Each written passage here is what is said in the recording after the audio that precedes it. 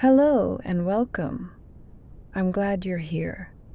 Tonight we're going to talk about something you've seen every day of your life, something so familiar that you might not think there's much mystery left in it. But there is. There's so much mystery, in fact, that scientists are still puzzling over questions about it that seem, on the surface, impossibly simple. We're going to talk about the sun. Not as a glowing disk in the sky that you shield your eyes from, but as a thing, a physical object, suspended in space, burning through its fuel at an incomprehensible rate, holding our entire solar system together with nothing but the invisible weight of its gravity. We'll explore what it is, how it came to be, what it does, and what it will eventually become. We'll look at the strange behaviors scientists have observed, the cutting-edge discoveries being made right now, and the deep mysteries that remain unsolved. But before we begin, I want to ask you something. How was your day? Was it long, short, peaceful, exhausting? Whatever it was, I hope you'll take a moment to write about it in the comments section below. It's nice to share these things. Even small observations, even just a sentence or two. And if you enjoy these kinds of journeys, these quiet explorations through science and wonder, I'd be grateful if you'd subscribe to the channel. It helps more than you might think. Now let's begin. The sun contains 99.86% of all the mass in our entire solar system. Everything else, all the planets, moons, asteroids, comets, dust particles, everything, makes up barely more than a rounding error. Jupiter, the largest planet, is only about 1,000th of the sun's mass. Earth is even smaller, a mere speck in comparison. It's strange to think about, isn't it? We live on this planet. We feel its solidity beneath us. We see mountains and oceans and vast stretches of land. And yet all of it, all of Earth, all of the other planets combined, is essentially negligible when compared to the sun. The sun is the solar system, in a very real sense. Everything else is just debris, caught in its gravitational embrace, orbiting endlessly around this central mass that dominates everything. And yet, for all its size, the sun is just a star, an ordinary one by cosmic standards. There are stars out there hundreds of times more massive, stars so large that if you placed them where the sun is, they would swallow everything out to Jupiter's orbit. The sun is medium-sized, unremarkable, a reminder that even the things that seem immense to us can be ordinary when you zoom out far enough. The sun isn't actually yellow. This might come as a surprise, because we've all been drawing it with yellow crayons since we were children, and every time you look up at it during the day, it appears yellowish, sometimes orange, sometimes even red near sunset. But from space, astronauts see it as it truly is, a brilliant white star. The yellow color is an artifact of our atmosphere. When sunlight enters Earth's atmosphere, it encounters air molecules, water vapor, dust particles. These scatter the shorter wavelengths of light, the blues and violets, sending them bouncing off in all directions. That scattered blue light is what makes the sky blue. What remains when you look directly at the sun is the longer wavelengths, reds, oranges, yellows, giving it that warm, familiar color. But strip away the atmosphere, step outside the protective blanket of air that surrounds our planet, and the sun reveals itself as white, pure white light, containing all the colors of the spectrum mixed together. It's a small thing, perhaps, this correction of a childhood misconception. But it's also a reminder that what we perceive isn't always what truly is. Our senses are filtered through layers of interpretation, atmospheric and otherwise. Every second, the sun converts about 4 million tons of matter directly into energy through nuclear fusion. 4 million tons. Every single second. It's been doing this for 4.6 billion years, and it will continue doing it for another 5 billion years or so. The numbers become almost meaningless at this scale, don't they? How do you conceive of 4 million tons vanishing into energy every second? This is Einstein's famous equation, E = mc2, happening on an incomprehensible scale. Mass and energy are the same thing, just in different forms. And in the sun's core, the conditions are so extreme. 15 million degrees Celsius, pressures so intense that atoms are crushed together against their natural repulsion, that hydrogen nuclei fuse into helium, and in that process, a tiny bit of mass disappears.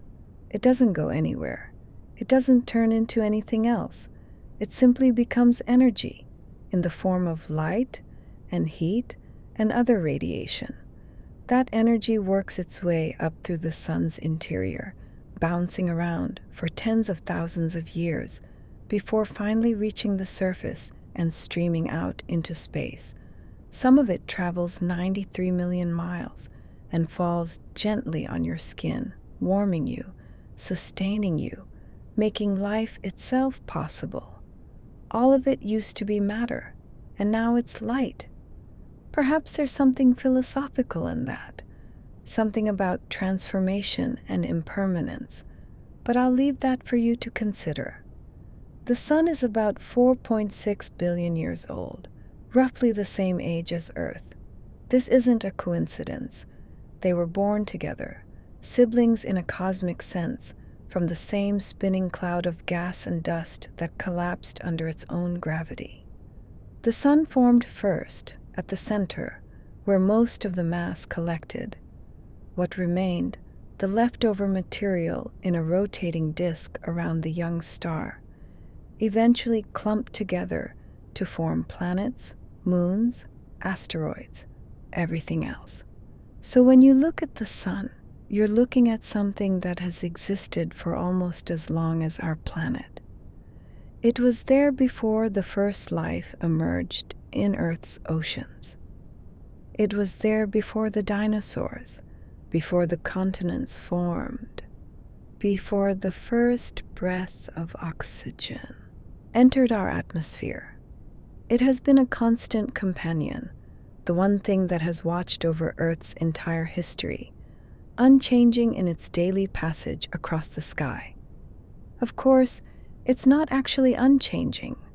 The sun is slowly brightening, slowly aging, slowly burning through its fuel, but on human timescales, even on the timescales of civilizations and recorded history, it appears eternal. It rises, it sets, it rises again, a reassuring rhythm that has never once been interrupted. If the sun were hollow, you could fit about 1.3 million Earths inside it. Let that sit with you for a moment. 1,300,000 Earths. It's another one of those facts that the mind struggles to grasp. You could take our entire planet, with all its continents and oceans and everything we've ever known, and place it inside the sun. And then do it again, and again, over 1 million times. Yet despite this immensity, the sun is just a medium-sized star. It's classified as a G-type main sequence star, which is a technical way of saying it's fairly ordinary. There are stars out there that could fit hundreds of suns inside them. Red supergiants like Betelgeuse or UY Scuti, so enormous that their size becomes almost abstract, too large for the human mind to properly conceptualize. And still, for all its ordinariness in the cosmic census, the sun is our star. It's the one that matters to us, the one that makes life possible, that governs our days and seasons, that our ancestors worshipped as a deity. Perhaps there's something humbling in that. This massive, ordinary star, just one among billions, and yet to us, it's everything.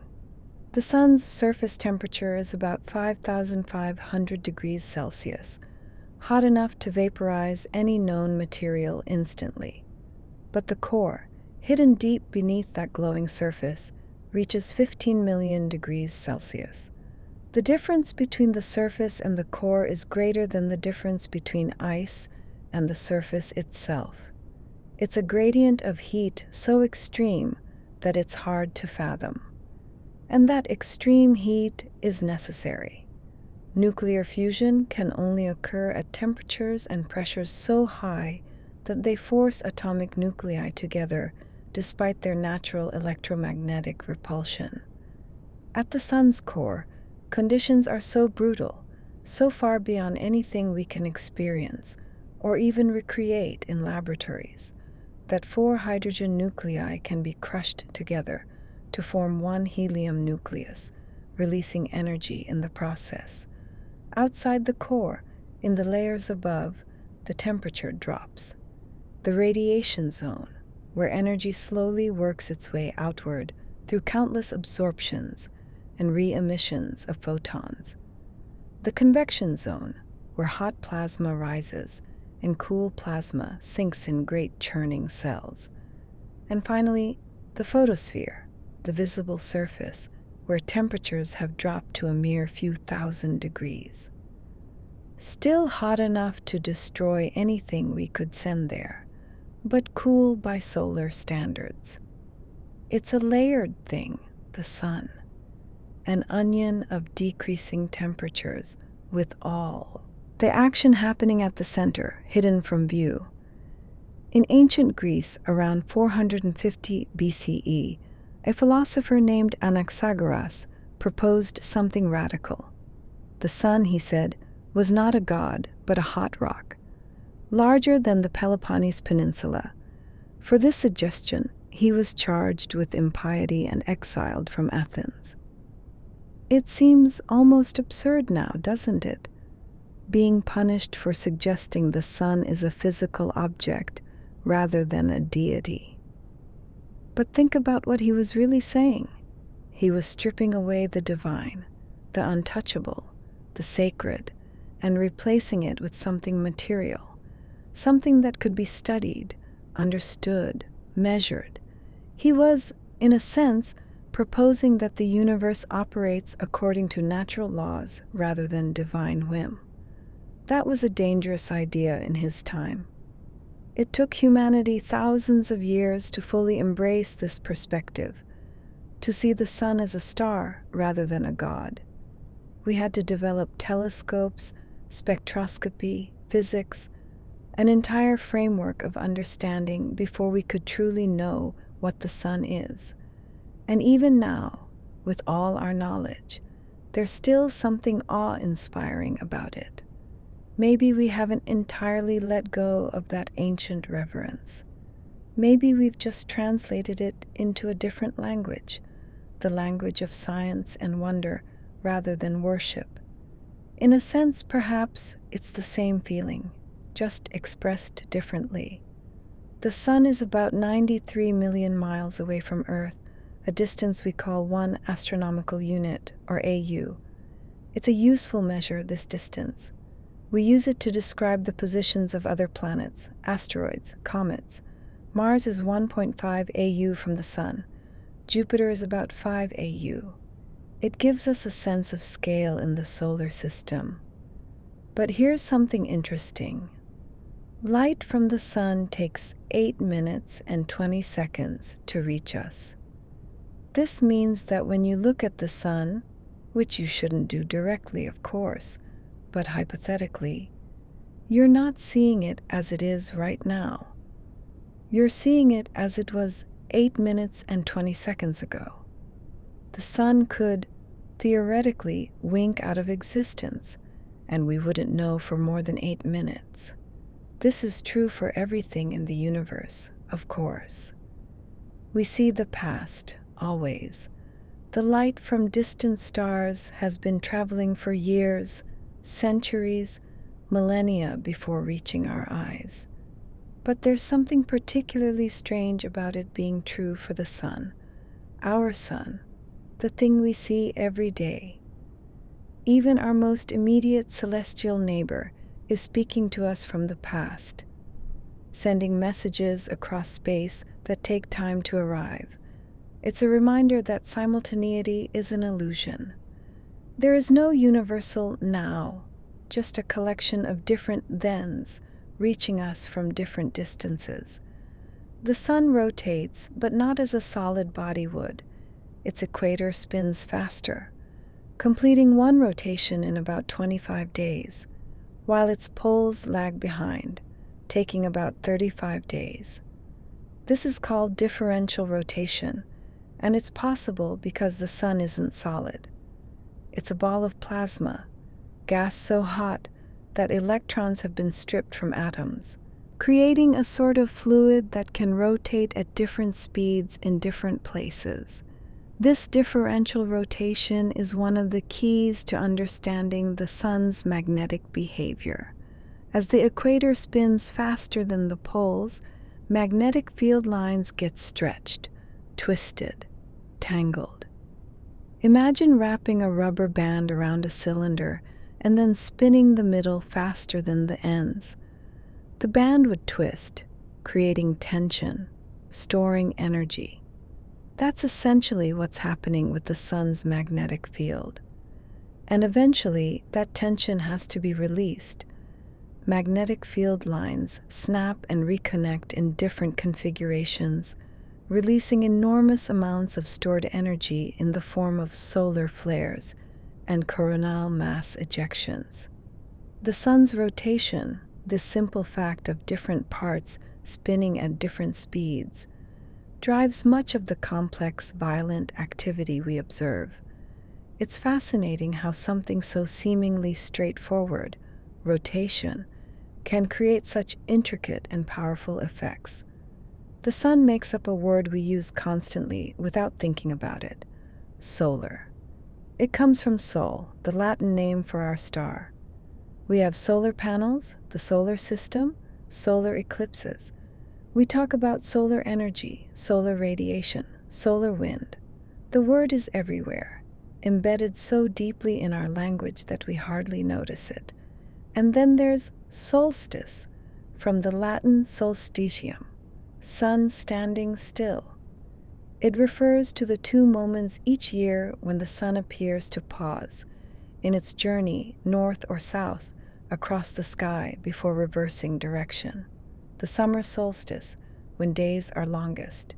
The winter solstice, when they're shortest. Ancient peoples marked these moments with rituals and monuments, recognizing them as turning points in the year's cycle. We carry the sun in our language, not just in these obvious words, but in more subtle ways too. Dismal comes from dies mali, evil days, originally referring to the dark winter months when the sun was weak and distant. Even our days of the week trace back to celestial bodies. Sunday, the sun's day. It's woven into how we speak, how we measure time, how we understand the world. Perhaps that's fitting, given how central the sun is to our existence. The sun is made of about 73% hydrogen, 25% helium, and 2% heavier elements, the cosmic leftovers of earlier stars. That small percentage of heavier elements might seem insignificant, but it's crucial. Without it, there would be no rocky planets, no metals, no carbon for life, just hydrogen and helium, the primordial elements created in the Big Bang.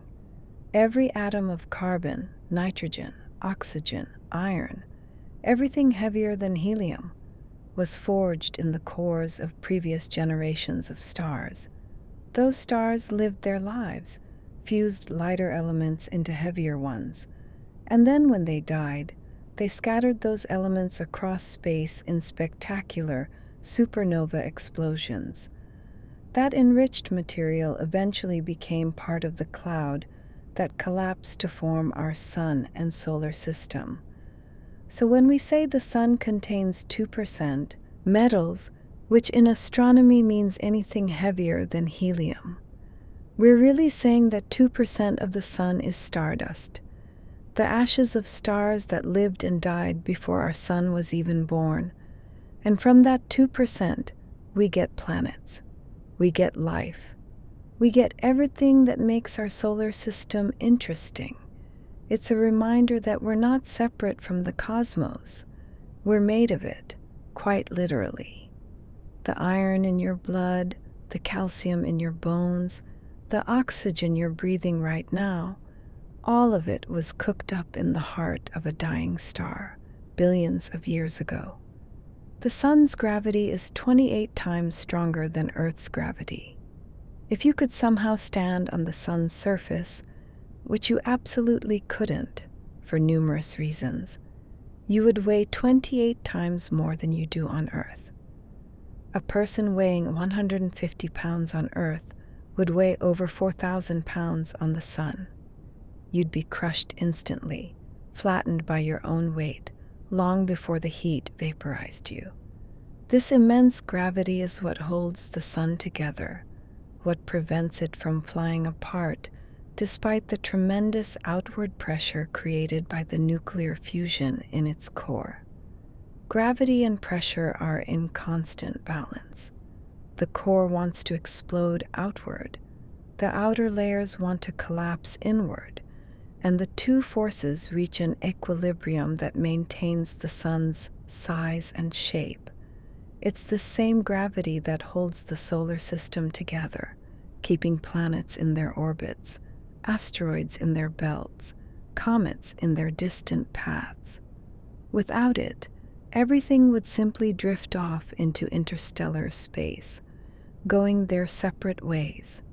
The sun's gravity is the invisible thread that binds the solar system into a coherent whole, a family of objects all dancing around this central massive body. And that gravity is a direct result of the sun's mass.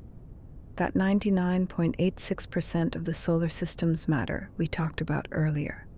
Mass creates gravity, and gravity creates structure, order, the conditions for planets to form and life to emerge. The sun has been called by different names across cultures and throughout history. Ra in ancient Egypt, depicted as a falcon-headed god sailing across the sky in a boat. Helios in ancient Greece, driving a chariot pulled by fiery horses. Surya in Hindu tradition, riding across the heavens in a chariot drawn by 7 horses, each representing a color of the rainbow. Amaterasu in Japanese mythology, the sun goddess born from the left eye of the creator deity. Sol in Roman tradition, Suna in Norse mythology, Inti in Inca culture. Every civilization that looked up at the sky recognized the sun as something special, something worthy of reverence and often worship. It's not hard to understand why. The sun provides light, warmth, makes crops grow, governs the passage of days and seasons. Without it, life would be impossible. Our ancestors knew this intuitively, even if they didn't understand the physics behind it. What's fascinating is that despite the different names and stories, there's a universal recognition of the sun's importance. Every culture independently arrived at the understanding that this bright disk in the sky was central to their existence. The stories varied. Sometimes the sun was male, sometimes female, sometimes a deity, sometimes a physical object carried by deities, but the reverence was constant. Perhaps we've never truly stopped revering the sun. We've just changed the way we express that reverence through science and study rather than prayer and ritual. The sun produces more energy in 1 second than humanity has used in its entire existence. All the coal we've burned, all the oil, all the electricity generated by power plants, all the wood burned in fires, every candle ever lit, every nuclear reactor ever operated. Add it all together across all of human history, and the sun exceeds that in 1 second. It's difficult to comprehend, isn't it? We think of our energy consumption as significant, especially in the modern era, with our power grids and automobiles and electric devices. And it is significant, at least to us.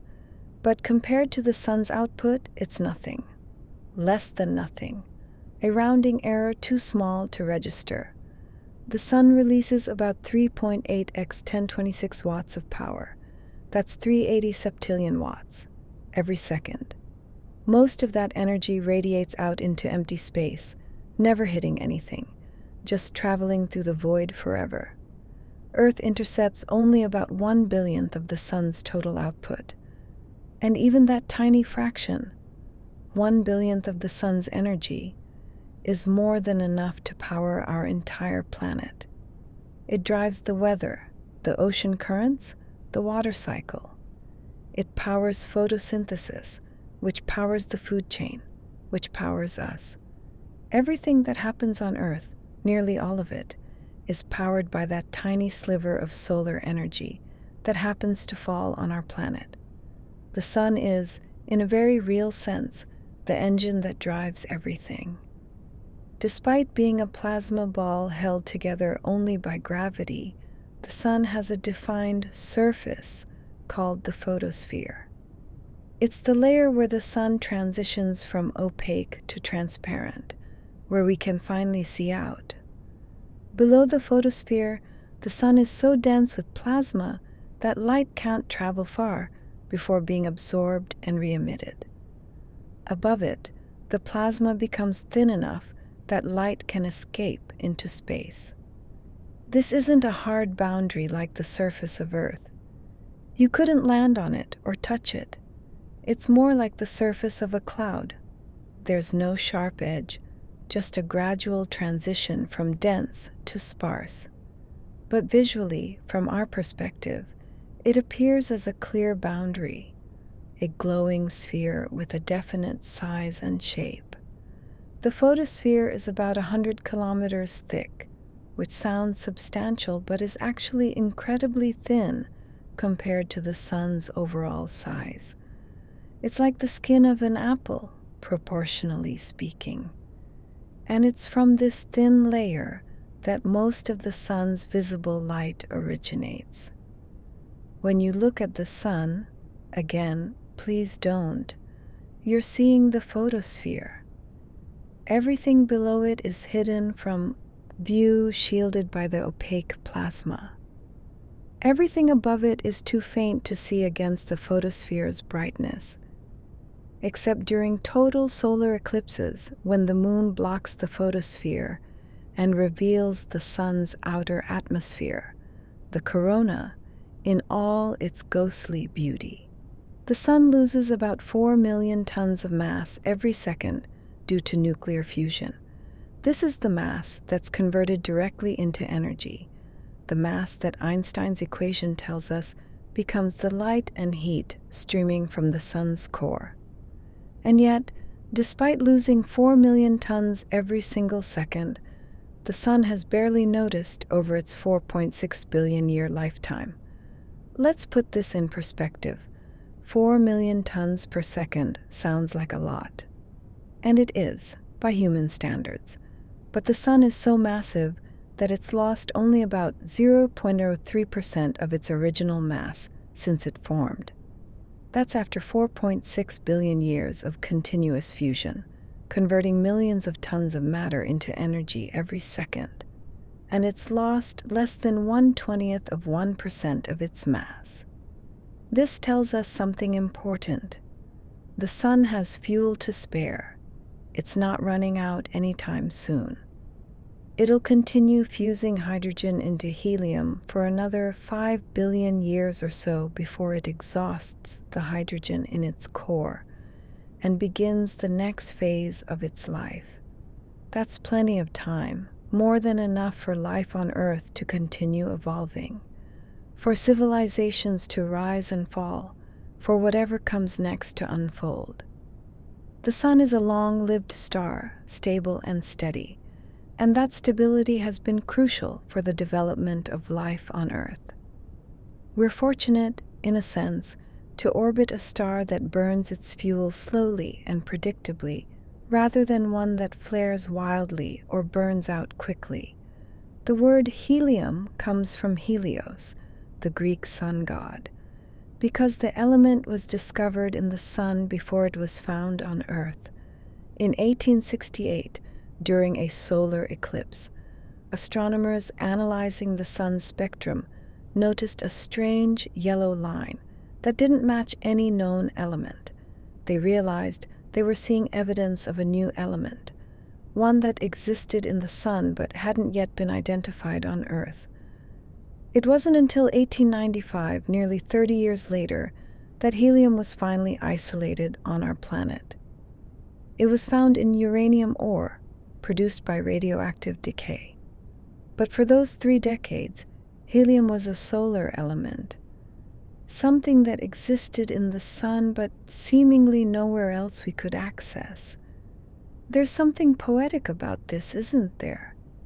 That we discovered an element by looking up, by studying the light from a star 93 million miles away, before we found it right here beneath our feet. It speaks to the power of spectroscopy, the ability to analyze light and determine what objects are made of even when we can't touch them or visit them. And it reminds us that the sun isn't separate from Earth, not really. The elements that make up the sun are the same elements that make up our planet, just in different proportions and states. We're all made of the same stuff, forged in the same cosmic processes. The sun doesn't have a solid surface, a liquid interior, or anything we'd recognize as a distinct boundary between layers. It's more like a gradient of density and temperature, smoothly transitioning from the incredibly dense core to the wispy corona that extends millions of miles into space. If you could somehow survive and travel from the outside to the center, you wouldn't notice clear boundaries. You'd just gradually find yourself in denser and hotter material. This is difficult for us to grasp because everything in our everyday experience has clear boundaries. Water has a surface. The ground beneath us has a top. Objects have edges. But the sun is a ball of plasma, and plasma doesn't behave like solids or liquids. It's more like a gas, but ionized, with electrons stripped from atoms, creating a soup of charged particles that respond to electric and magnetic fields in complex ways. And yet, for practical purposes, we can identify layers: the core where fusion occurs, the radiative zone where energy slowly works its way outward through photon absorptions and emissions, the convection zone where hot plasma rises and cool plasma sinks, the photosphere, the visible surface, the chromosphere, a thin layer above the photosphere, and the corona, the outer atmosphere. These aren't sharp divisions, but regions where different processes dominate, where the physics changes character. The sun is a layered thing, even if those layers blend into each other at the edges. The sun is classified as a G-type main sequence star, or G2V, in astronomical notation. That simple string of characters encodes a wealth of information. The G refers to its spectral type, which is determined by its surface temperature. G-type stars have temperatures around 5,000 to 6,000 Kelvin, giving them a yellow-white color, though we've established that the sun appears white from space.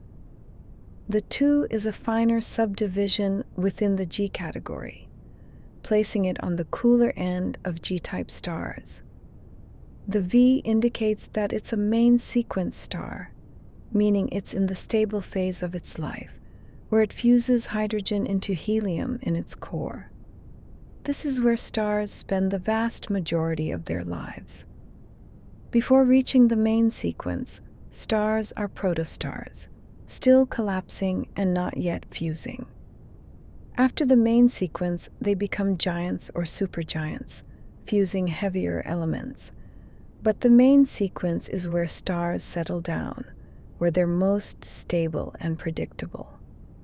This classification system, the Morgan-Keenan system, allows astronomers to quickly communicate what kind of star they're talking about.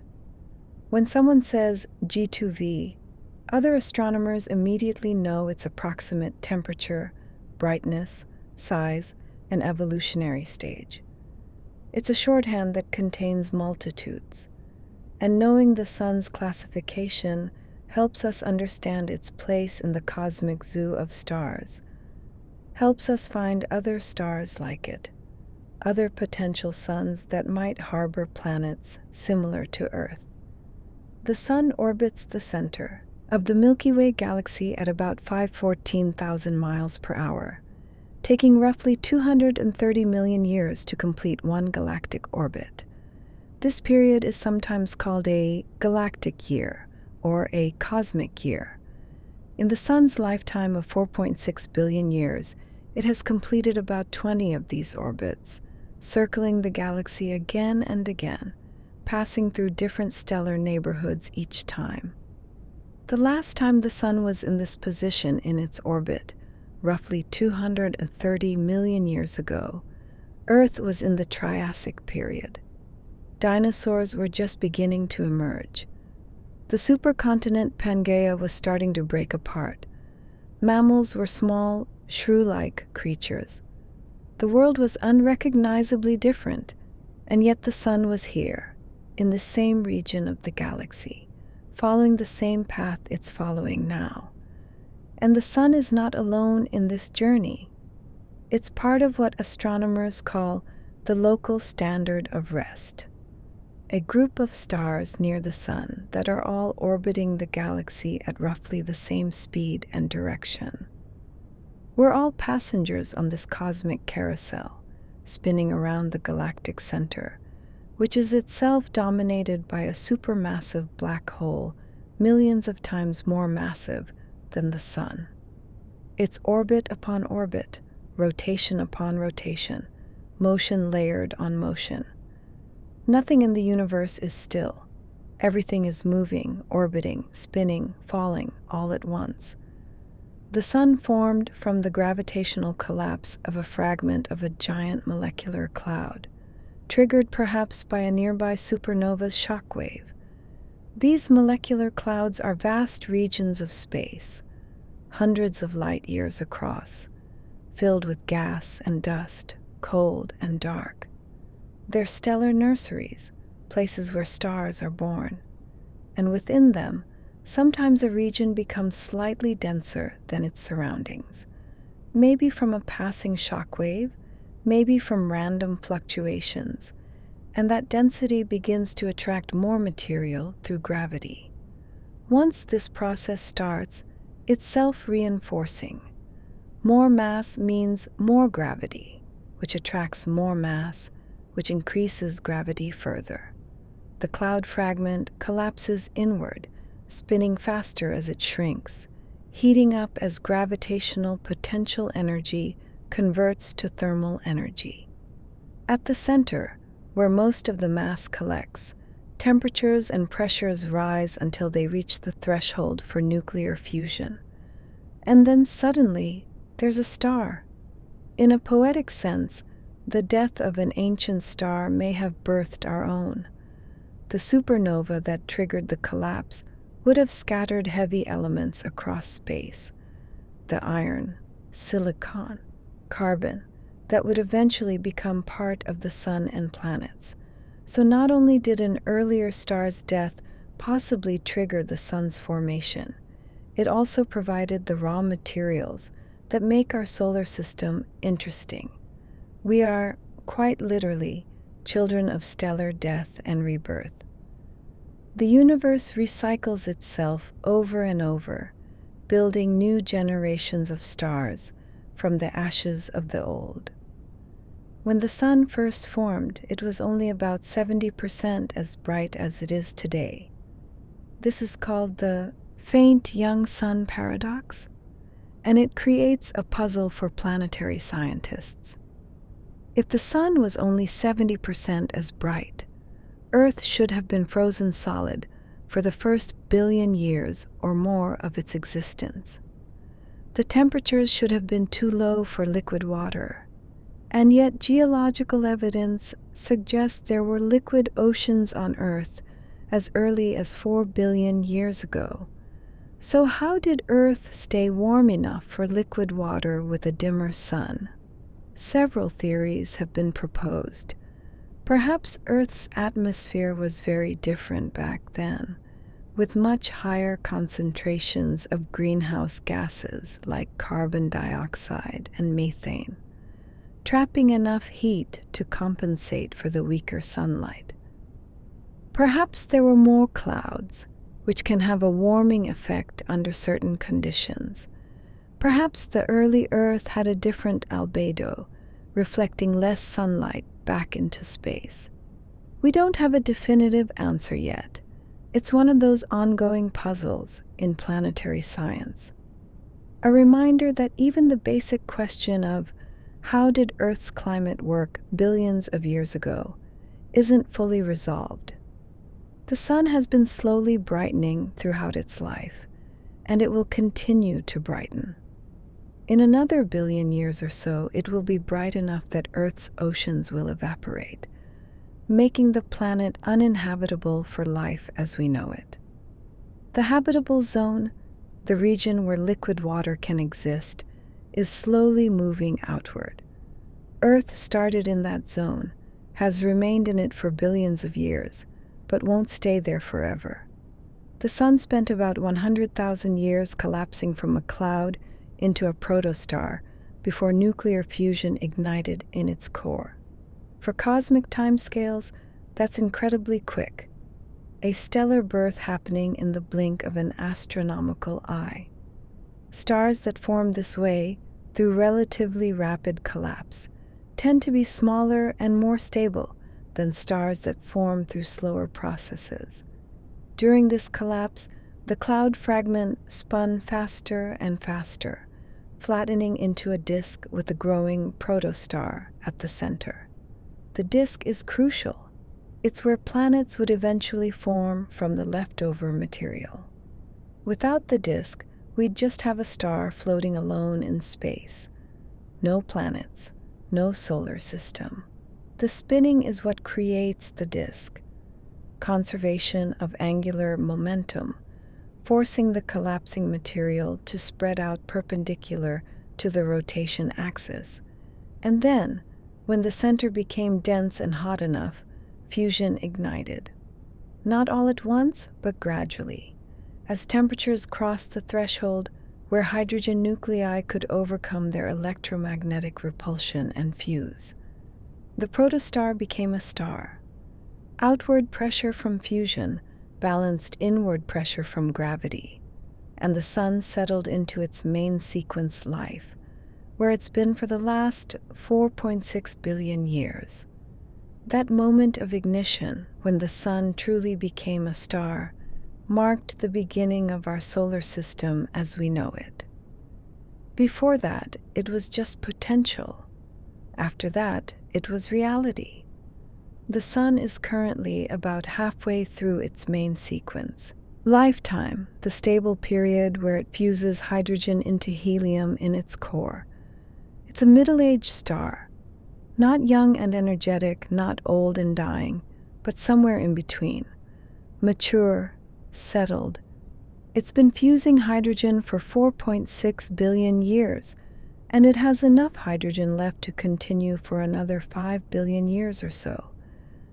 This is the prime of a star's life, the longest and most stable phase.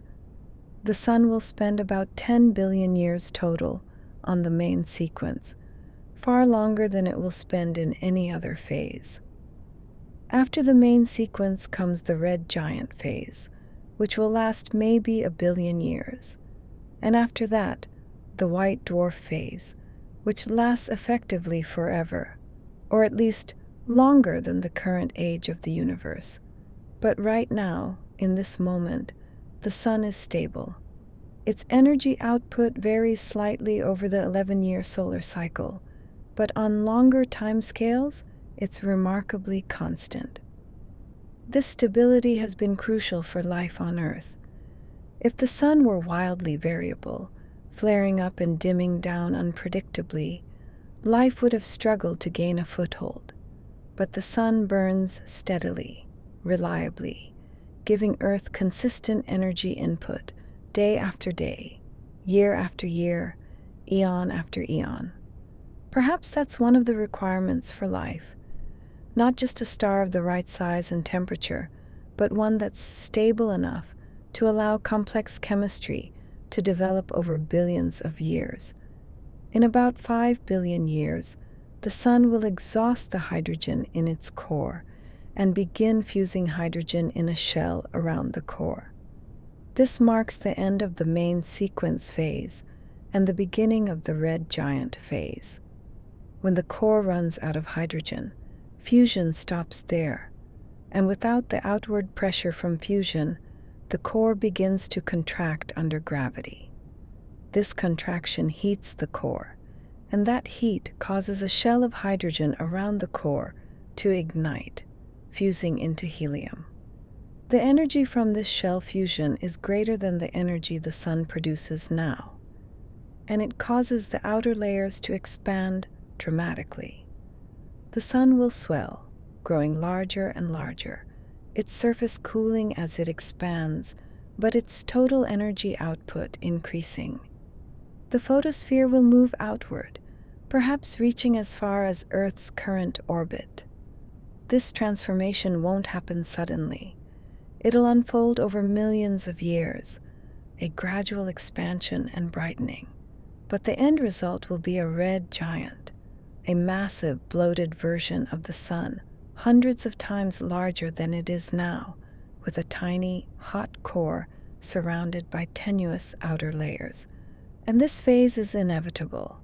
It's written in the physics of stellar evolution, a consequence of running out of fuel in the core. The sun can't maintain its current state forever. Like all things, it will change, age, move through different phases of existence. Nothing lasts forever, not even stars. As a red giant, the sun will likely expand beyond Earth's current orbit, engulfing Mercury and Venus in the process. Earth itself might survive. There's uncertainty about this because the sun will also lose mass during the red giant phase, which will cause Earth's orbit to move outward. It's a race between the expanding sun and Earth's receding orbit, and we're not entirely sure which will win. But even if Earth avoids being physically engulfed, it won't survive unscathed. Long before the sun reaches Earth's orbit, our planet will be rendered uninhabitable. The increased heat will evaporate the oceans, strip away the atmosphere, bake the surface to temperatures hot enough to melt rock. Earth will become a charred, lifeless world, perhaps similar to how we imagine hell, an eternal inferno, orbiting inside or just outside the sun's outer atmosphere. This won't happen for 5 billion years. That's longer than Earth has existed so far. It's an unimaginably long time, long enough for entire civilizations to rise and fall countless times, long enough for evolution to completely reshape life on Earth if it survives, long enough that predictions become almost meaningless. But still, the fact remains. Earth's fate is sealed. Eventually, billions of years from now, the sun will destroy the planet it once nurtured. Creation and destruction, both from the same source. The red giant phase will last about 1 billion years, during which the sun will lose nearly half its mass through a stellar wind. This wind is like the solar wind we experience now, but far more intense, a continuous stream of particles flowing outward, gradually stripping away the sun's outer layers. The sun will essentially blow itself apart, slowly, over the course of 1 billion years. This expelled material won't just vanish. It'll spread out into the interstellar medium, enriching it with heavy elements. Carbon and oxygen primarily, the products of helium fusion that will occur briefly in the red giant sun's core. These elements will mix with the interstellar gas, and eventually they'll become part of new molecular clouds, new stellar nurseries, new generations of stars and planets. In a sense, the sun will give back what it took. It formed from material expelled by earlier stars, and it will in turn provide material for future stars. The cycle continues generation after generation, each star building on what came before, adding its own contribution to the cosmic inventory of elements. The universe evolves not just through expansion, but through this continual recycling, this chemical enrichment that slowly increases the complexity of matter over time. We're part of that cycle, temporary arrangements of atoms that will eventually return to the cosmic pool. After the red giant phase, the sun will shed its outer layers in a beautiful planetary nebula, an expanding shell of glowing gas. Despite the name, planetary nebulae have nothing to do with planets. Early astronomers, looking through primitive telescopes, thought they looked planet-like, round, disc-shaped objects rather than point sources like stars. But they're actually the ejected outer envelopes of dying stars, lit from within by the hot stellar core. These nebulae are among the most beautiful objects in astronomy. They come in various shapes: spherical, bipolar, spiral, irregular, often with intricate structures, shells within shells, knots and filaments of glowing gas. The colors come from different elements emitting light at specific wavelengths: red from hydrogen, green from oxygen, blue from helium and nitrogen. Each planetary nebula is unique, a final work of art created by the dying star. The sun's planetary nebula will expand outward at about 20 kilometers per second, gradually fading as it disperses into space. It'll be visible from other star systems, a bright and brief display that might last a few tens of thousands of years before becoming too faint to see. And then nothing. Just the remnant core, a white dwarf, cooling slowly in the darkness. The sun will have its moment of final glory, a last flourish before fading away. And perhaps that's fitting. A quiet ending to a 10-billion-year life, beautiful in its own way. What remains of the sun's core will compress into a white dwarf, roughly the size of Earth, but incredibly dense. A teaspoon of white dwarf material would weigh about 15 tons on Earth. This density is almost beyond comprehension. The atoms are crushed so tightly together that electrons are pressed up against each other, creating what's called electron degeneracy pressure, a quantum mechanical effect that prevents further collapse. White dwarfs don't generate energy through fusion. They're not massive enough to fuse carbon and oxygen, the elements that make up their cores. Instead, they simply radiate away their existing thermal energy, slowly cooling over trillions of years. They start white-hot, hence the name, but gradually dim, transitioning through yellow to red to brown to black. The white dwarf sun will have a surface temperature initially of about 100,000 Kelvin, far hotter than the current sun's surface, but without a source of new energy, that heat will radiate away into space, and the white dwarf will cool. It'll take about 100 billion years, longer than the current age of the universe, for the white dwarf to cool to the point where it's no longer visible. And even then, it won't be gone, just dark. A cold, dense remnant, the ashes of our sun, floating through space long after everything else in the solar system has been destroyed or scattered. The white dwarf sun won't generate new heat. It will simply radiate away its existing thermal energy over trillions of years.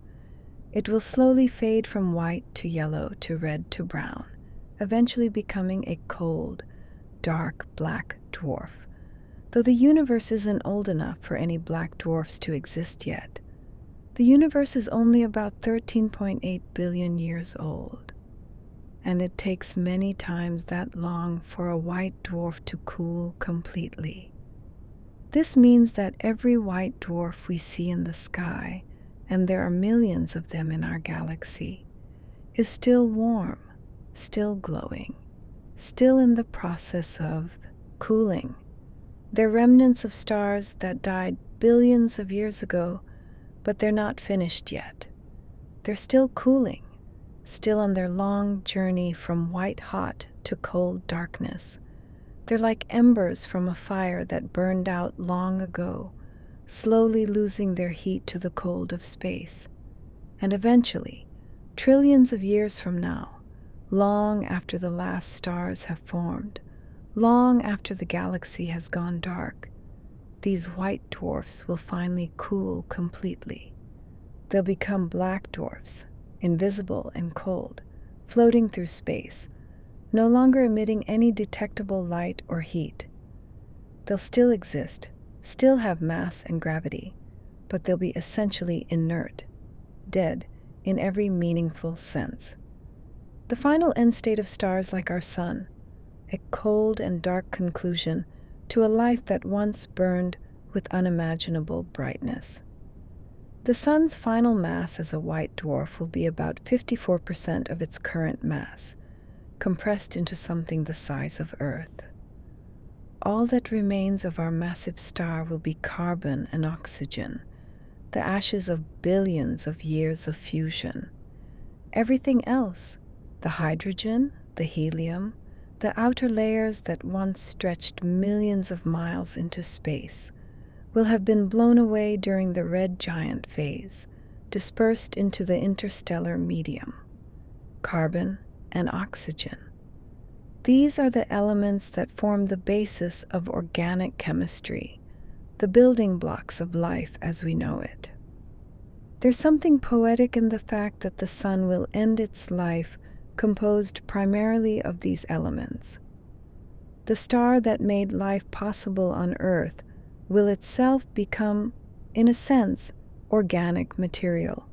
Not living, of course, but made of the same fundamental elements that life uses to construct itself. This carbon and oxygen were created during the red giant phase, when the sun briefly fused helium into heavier elements.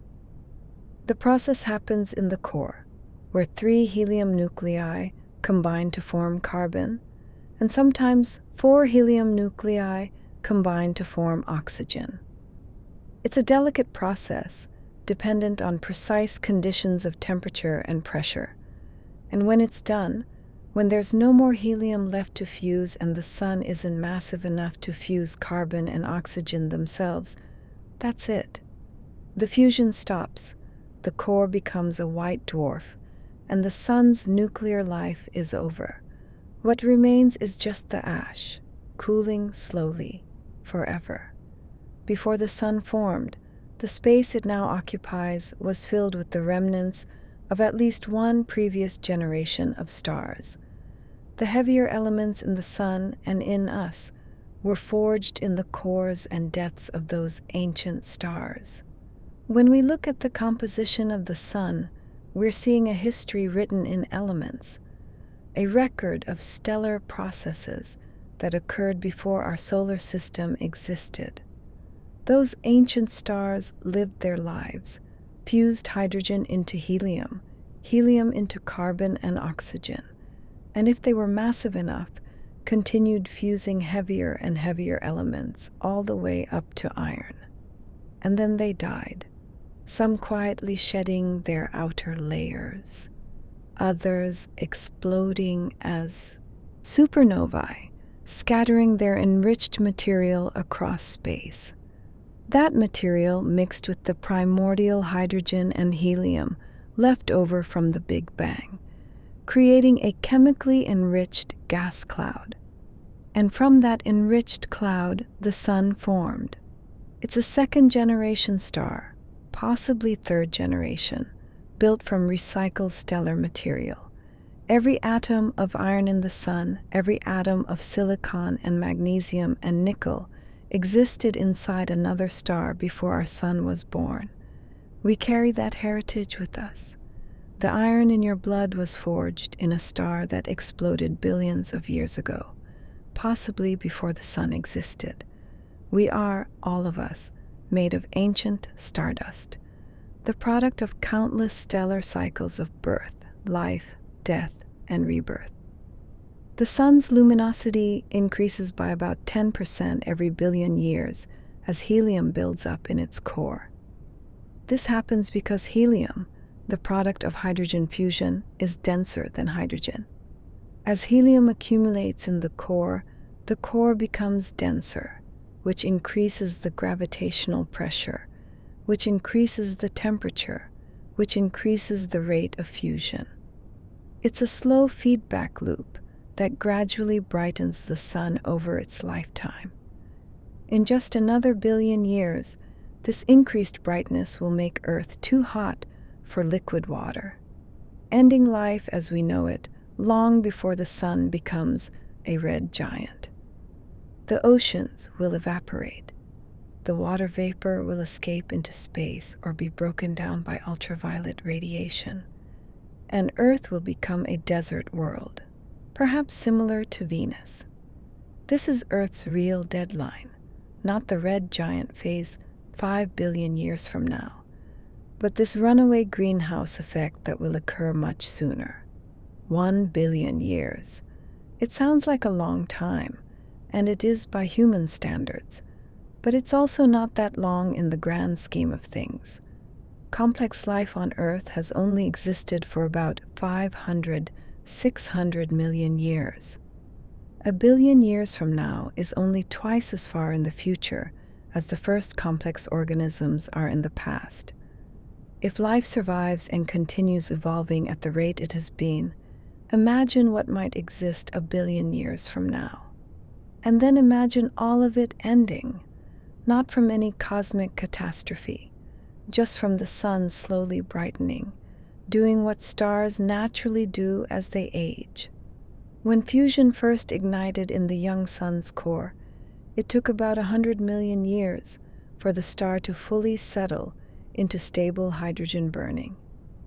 During this phase, the sun was variable and unstable, possibly causing dramatic climate swings on the young Earth. The early sun would have flickered, brightened, and dimmed as it adjusted to its new state of equilibrium between gravity and fusion pressure. This period is called the T Tauri phase, named after the star T Tauri, where this behavior was first observed. Young stars in this phase are surrounded by protoplanetary disks and emit powerful stellar winds. They're magnetically active, producing large star spots and flares far more intense than anything the modern sun produces. It's a turbulent adolescence, a period of adjustment before the star settles down into its calm main sequence life. Earth formed during this period, coalescing from the protoplanetary disk around the young sun. The early Earth would have been bombarded not just by asteroids and comets, but also by intense stellar radiation and particle emissions from the variable young sun. These conditions would have been hostile to life. Indeed, we think life didn't emerge until several 100 million years later, after the sun had stabilized and Earth had cooled enough to have liquid water. The early solar system was a chaotic, violent place. very different from the relatively calm and ordered system we inhabit now. Order emerged from chaos slowly, over hundreds of millions of years. The Sun's eventual transformation into a planetary nebula will be visible from galaxies billions of light years away. Our quiet, unremarkable star will have one last moment of cosmic glory, briefly outshining entire galaxies before fading to darkness.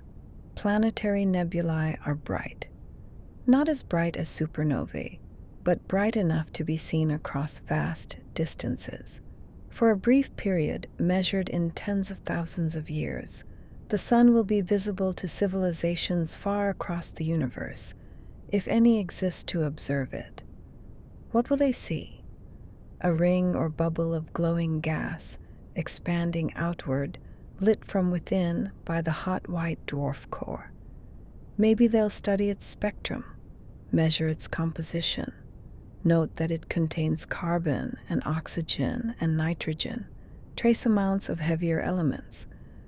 Maybe they'll recognize it as the death signature of a medium-sized star. Nothing special, one of countless billions that have lived and died in the history of the universe. Or maybe they'll see it as beautiful, an artwork painted in ionized gas, colors we can't imagine viewed through alien eyes. Maybe they'll wonder if that star had planets, if any of those planets harbored life, if that life is now gone, evaporated or frozen, or simply ended when the star expanded. We won't be around to know how they interpret it, what meaning they assign to the death of our sun.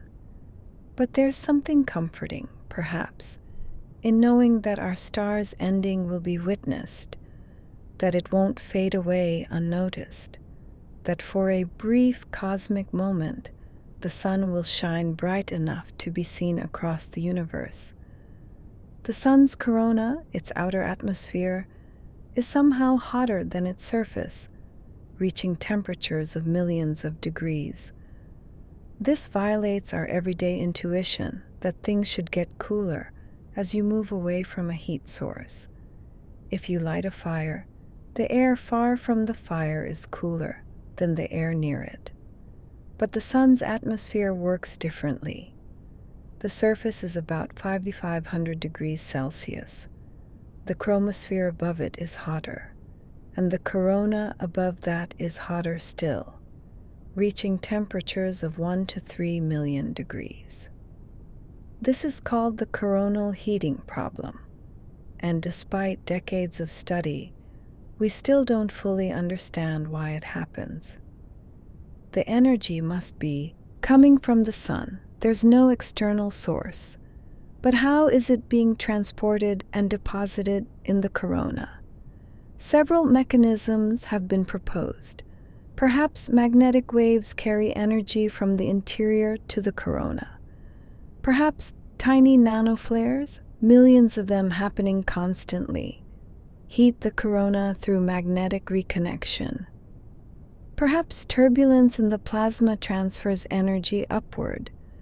The truth might involve all of these mechanisms, or others we haven't thought of yet. It's one of the central mysteries of solar physics, a reminder that even though we've studied the sun intensely for centuries, even though we've sent spacecraft to observe it up close, there are still fundamental questions we can't answer. The sun keeps its secrets, at least some of them, despite our best efforts to understand it fully. The sun has a heartbeat. Its surface oscillates up and down in a complex pattern of vibrations, like a ringing bell. These oscillations are caused by sound waves, acoustic waves, trapped inside the sun, bouncing between the surface and the interior. They create a pattern of rising and falling motion on the surface, with different regions oscillating at different frequencies, creating a complex, overlapping symphony of vibrations. By studying these vibrations, a science called helioseismology we can peer inside the sun and map its interior structure. It's similar to how seismologists study earthquakes to understand Earth's interior, except the sun's vibrations are constant and come from internal sound waves rather than tectonic activity. We can measure the frequencies of these oscillations, and from those frequencies, we can infer things about the sun's interior, the speed of sound at different depths, the rotation rate, the temperature profile, the boundaries between different layers. Helioseismology has revolutionized our understanding of the sun. Before it, we had to rely entirely on theoretical models to understand the sun's interior. Now we can actually measure it, verify our models, discover discrepancies, refine our understanding. We've learned, for instance, that the sun's core rotates faster than its surface, that there are regions of differential rotation throughout the interior, that the transition between the radiative and convection zones is sharper than we expected. The sun's heartbeat tells us its secrets if we know how to listen. Sunspots appear dark, but they're only dark in contrast to the surrounding surface. They're still incredibly bright, about as luminous as the full moon. If you could see a sunspot floating in empty space, isolated from the rest of the sun, it would be dazzling, bright enough to hurt your eyes. But next to the photosphere, which is even brighter, they appear as dark patches. Sunspots are regions where the sun's magnetic field is particularly strong, about 1,000 times stronger than the average magnetic field on the sun's surface. This strong magnetic field suppresses convection. It prevents hot plasma from rising to the surface in that region, which means sunspots are cooler than their surroundings. They're still about 3,800 degrees Celsius, which is hot by any reasonable standard, but compared to the 5,500-degree photosphere around them, they're relatively cool. And cooler means darker, because they emit less light per unit area. Sunspots come and go, lasting anywhere from days to months. They appear, grow, sometimes merge with other sunspots, and eventually fade away. Their number varies with the solar cycle, reaching a maximum every 11 years. During solar maximum, the sun can have dozens of sunspots visible at once, giving its surface a mottled appearance. During solar minimum, there might be no visible sunspots for weeks or months at a time. The sun's face changes constantly, marked by these dark patches that are actually bright regions, made to seem dark by the even brighter surroundings. The sun's magnetic field completely flips every 11 years, with the north and south magnetic poles switching places. This cycle drives the rise and fall of solar activity, from quiet periods to times of intense storms and sunspots. During solar maximum, the magnetic field is complex and tangled, with many field lines poking through the surface, creating sunspots and active regions.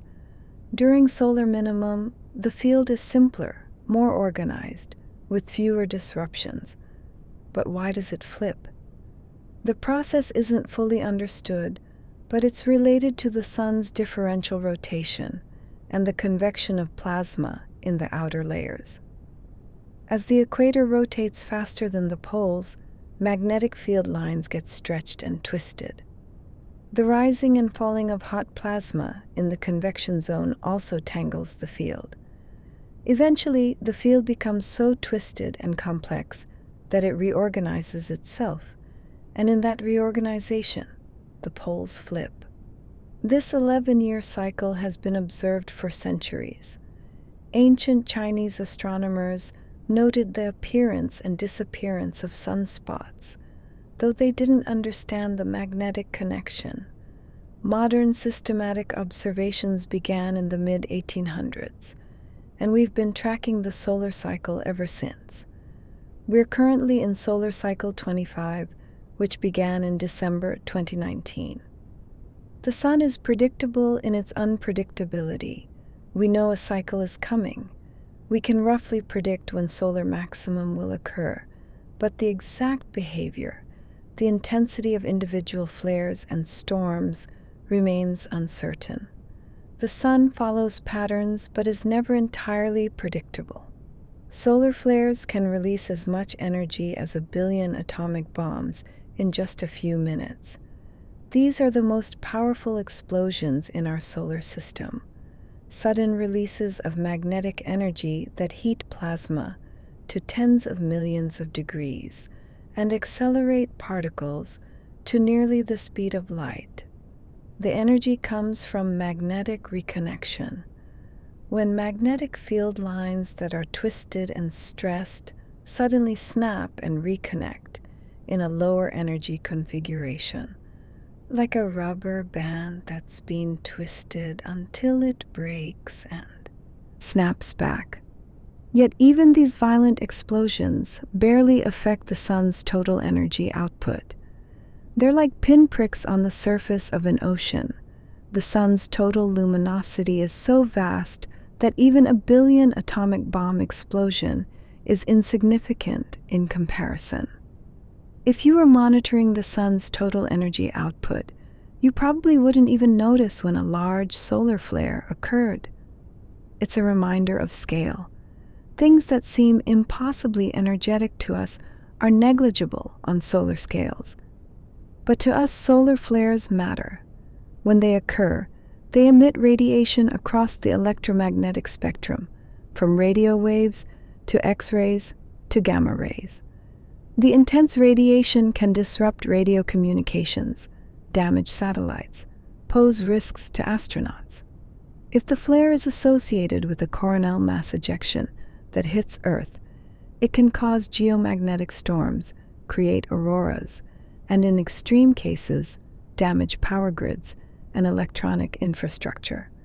We're connected to the sun, dependent on it for life, but also vulnerable to its outbursts. Its occasional reminders that it's not entirely tame, not entirely predictable. The sun emits a constant stream of charged particles called the solar wind that flows outward at 1 million miles per hour.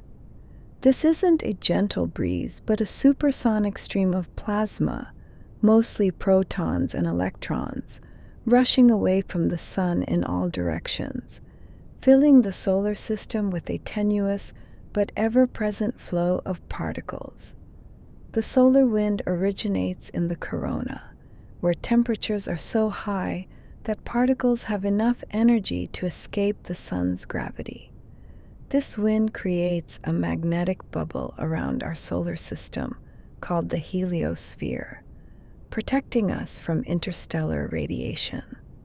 Without it, the solar system would be directly exposed to cosmic rays from distant supernovae, from the galactic center, from all the violent events happening throughout the galaxy. These cosmic rays are high-energy particles that can damage DNA, interfere with electronics, pose risks to any life exposed to them. The heliosphere deflects many of these particles, creating a relatively safe zone for planets like Earth. The solar wind isn't uniform. It varies with the solar cycle, speeding up during solar maximum when activity is high, slowing during solar minimum. It also varies with location. The wind near the sun's equator is slower and denser than the wind streaming from the poles. And when coronal mass ejections occur, they create dense, fast-moving clouds of plasma that slam through the normal solar wind like a speedboat creating a wake. The solar wind is dynamic, ever-changing, a constant reminder that the space between planets isn't empty, but filled with solar material, always flowing, always moving outward into the darkness. The solar wind doesn't stop at the edge of the planetary orbits. It continues until it collides with the interstellar medium, forming a boundary called the heliopause. This is the edge of the heliosphere, the point where the solar wind's outward pressure balances the inward pressure of the interstellar medium. Beyond this boundary, you're no longer in the sun's domain, but in interstellar space, the region between stars. The Voyager spacecraft crossed this boundary in 2012 and 2018, becoming the first human-made objects to enter interstellar space. Voyager 1 crossed at a distance of about 122 astronomical units from the Sun, 122 times the distance from Earth to the Sun. That's roughly 11 billion miles, a distance so vast it takes light over 17 hours to travel it. And yet, even at that distance, the spacecraft was still technically in the solar system, still bound by the Sun's gravity, still orbiting the Sun along with everything else. The heliopause isn't a sharp boundary. It's more like a transition region, a zone where the solar wind gradually weakens and the interstellar medium gradually strengthens. Voyager's instruments detected changes in the plasma environment, changes in magnetic field direction, an increase in cosmic ray intensity, all signs that the spacecraft was leaving the heliosphere. And now, both Voyagers continue outward, sending back data from interstellar space, exploring a region no human-made object has ever entered before, traveling farther and farther from home with each passing day. Sometimes the Sun releases massive bubbles of plasma and magnetic fields called coronal mass ejections, containing billions of tons of solar material. These aren't the same as solar flares, though they often occur together. A flare is a burst of radiation, a flash of light and energy.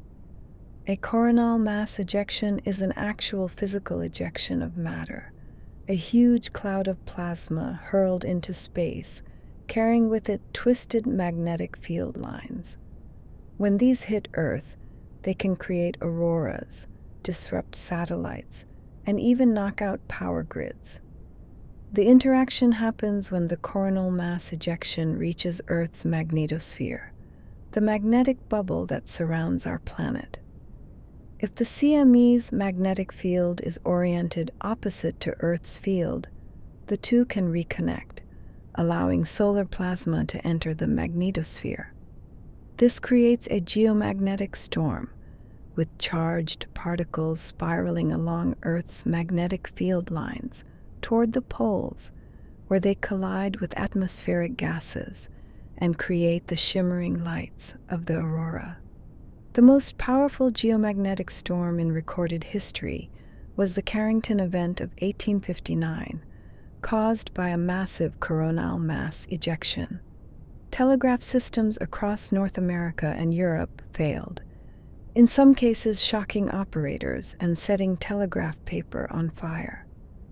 Auroras were visible as far south as the Caribbean. If a similar event occurred today, with our much greater dependence on electrical infrastructure and satellites, the consequences could be severe. Widespread blackouts, damaged transformers, disrupted GPS and communications. We're more vulnerable now than we were then, even though we understand the phenomenon better. Knowledge doesn't always translate to protection. The Sun's surface is covered in granules, convection cells about the size of Texas, that constantly boil up and sink back down in a mesmerizing dance. Each granule represents a single convection cell, hot plasma rising from below, reaching the surface, cooling as it radiates energy into space, and sinking back down to be reheated. The bright center of each granule is the hot rising plasma. The darker edges are the cooler sinking plasma, creating a cellular pattern that covers the entire Sun. Each granule lasts only about 10-20 minutes before dissolving and reforming, giving the sun's surface a constantly shifting, living appearance. If you could watch a time lapse of the sun's surface, you'd see it bubbling like boiling water, except each bubble is the size of Texas, and the water is plasma at 500 degrees Celsius. The pattern is fractal-like, with smaller structures nested inside larger ones, supergranules that are about 20 times larger than granules and last for about a day, and even larger structures called giant cells that might span half the sun's surface. This granulation is direct visual evidence of convection, the process by which heat is transported from the sun's interior to its surface. Below the photosphere, extending about 200,000 kilometers down, is the convection zone where this process dominates. Below that is the radiative zone, where heat is transported by radiation rather than bulk motion of plasma. The boundary between these zones, the tachocline, is thought to be crucial for generating the sun's magnetic field, a shear layer where rotation rates change abruptly. The granules we see are just the surface expression of this deep convective process, visible evidence of the churning that goes on inside the sun. The sun has a sound speed barrier inside it, where acoustic waves traveling outward get refracted back inward. This creates resonant cavities that trap sound waves, making the sun ring like a musical instrument with millions of overlapping notes. The sound waves can't escape into space. Sound needs a medium to travel through, and space is essentially a vacuum, so they're trapped inside the sun, bouncing around, creating standing waves and resonances. These aren't sounds we can hear, of course. The frequencies are far too low, with periods of about 5 minutes for the strongest oscillations. If you could somehow hear them, they'd be about 20 octaves below the lowest note, audible to human ears. But they are sound waves, pressure waves traveling through the solar plasma, and they obey the same physics as sound waves in air or water. The study of these oscillations, heliosismology, has revealed an astonishing fact. The sun is ringing with millions of different modes simultaneously. Each mode has a different pattern, a different frequency, and by measuring these frequencies precisely, we can map the sun's interior structure. It's like using sound to see inside an opaque object, using the way sound waves travel to infer what's inside. The sun is an instrument playing a complex, inaudible symphony, and by listening carefully, not with our ears but with our instruments, we can understand its inner workings. Sunspots come in pairs with opposite magnetic polarity, like opposite ends of a magnet breaking through the surface. They're regions where magnetic field lines emerge from inside the sun, loop through the atmosphere, and dive back down. One spot marks where the field lines emerge, one magnetic polarity, and the other marks where they dive back down, opposite polarity.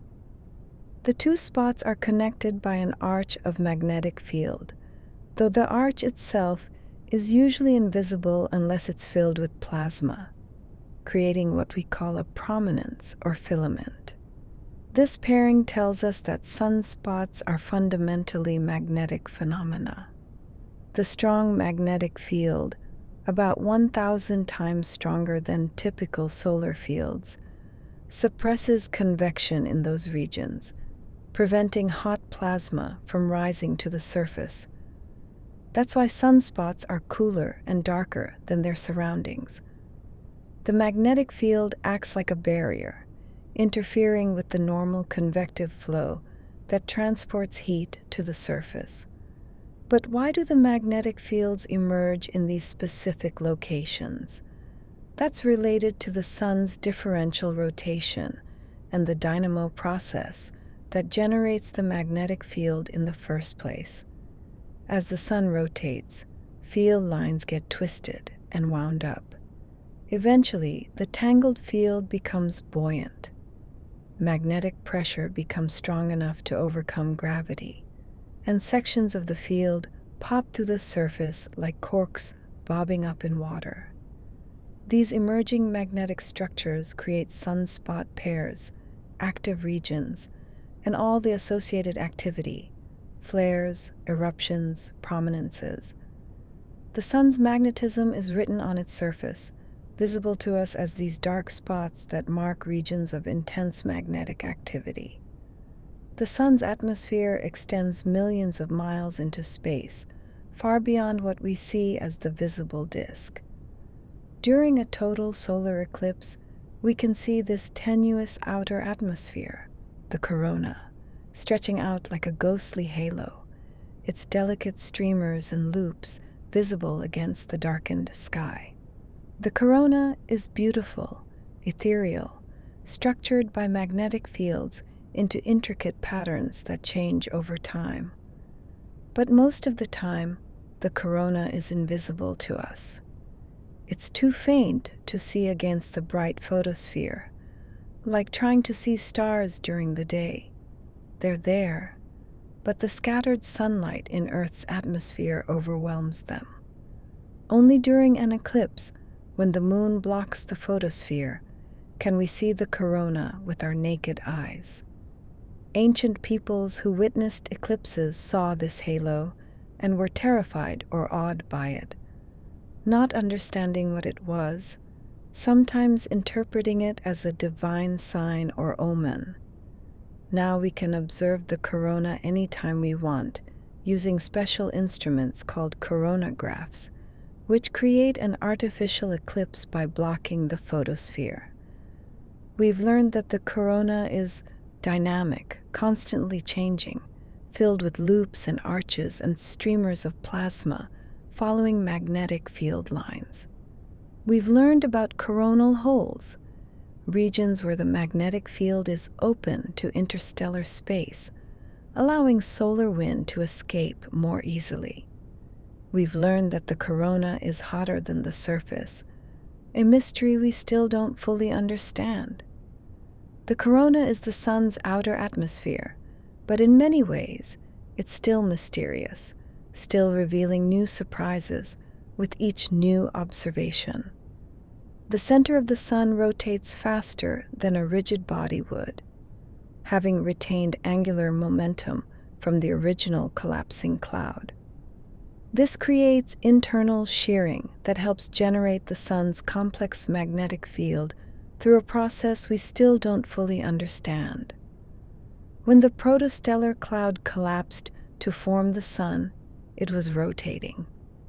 As it collapsed, conservation of angular momentum caused it to spin faster, like a figure skater pulling in their arms. But the sun didn't end up as a rigid rotator. Different parts rotate at different speeds. The core faster than the surface, the equator faster than the poles. This differential rotation creates shear, regions where adjacent layers of plasma are moving at different speeds, sliding past each other. And this shear is thought to be crucial for the solar dynamo, the mechanism that generates and maintains the sun's magnetic field. The exact details of how the dynamo works remain uncertain. We know it involves the interaction of rotation, convection, and magnetic fields. We know the tachocline, the boundary between the radiative zone and convection zone where rotation rates change sharply, plays an important role. But the precise mechanism, the exact equations that describe how a rotating, convecting ball of plasma generates a complex, variable magnetic field, remain elusive. It's one of the fundamental problems in solar physics, and despite decades of work, we still don't have a complete answer. The sun keeps some of its secrets, even as we peer inside it, with helioseismology and simulate it with supercomputers. Solar prominences, huge loops of plasma following magnetic field lines, can extend hundreds of thousands of miles into space. These structures are larger than the distance from Earth to the Moon, yet they're held together by invisible magnetic forces, suspended above the sun's surface in defiance of gravity.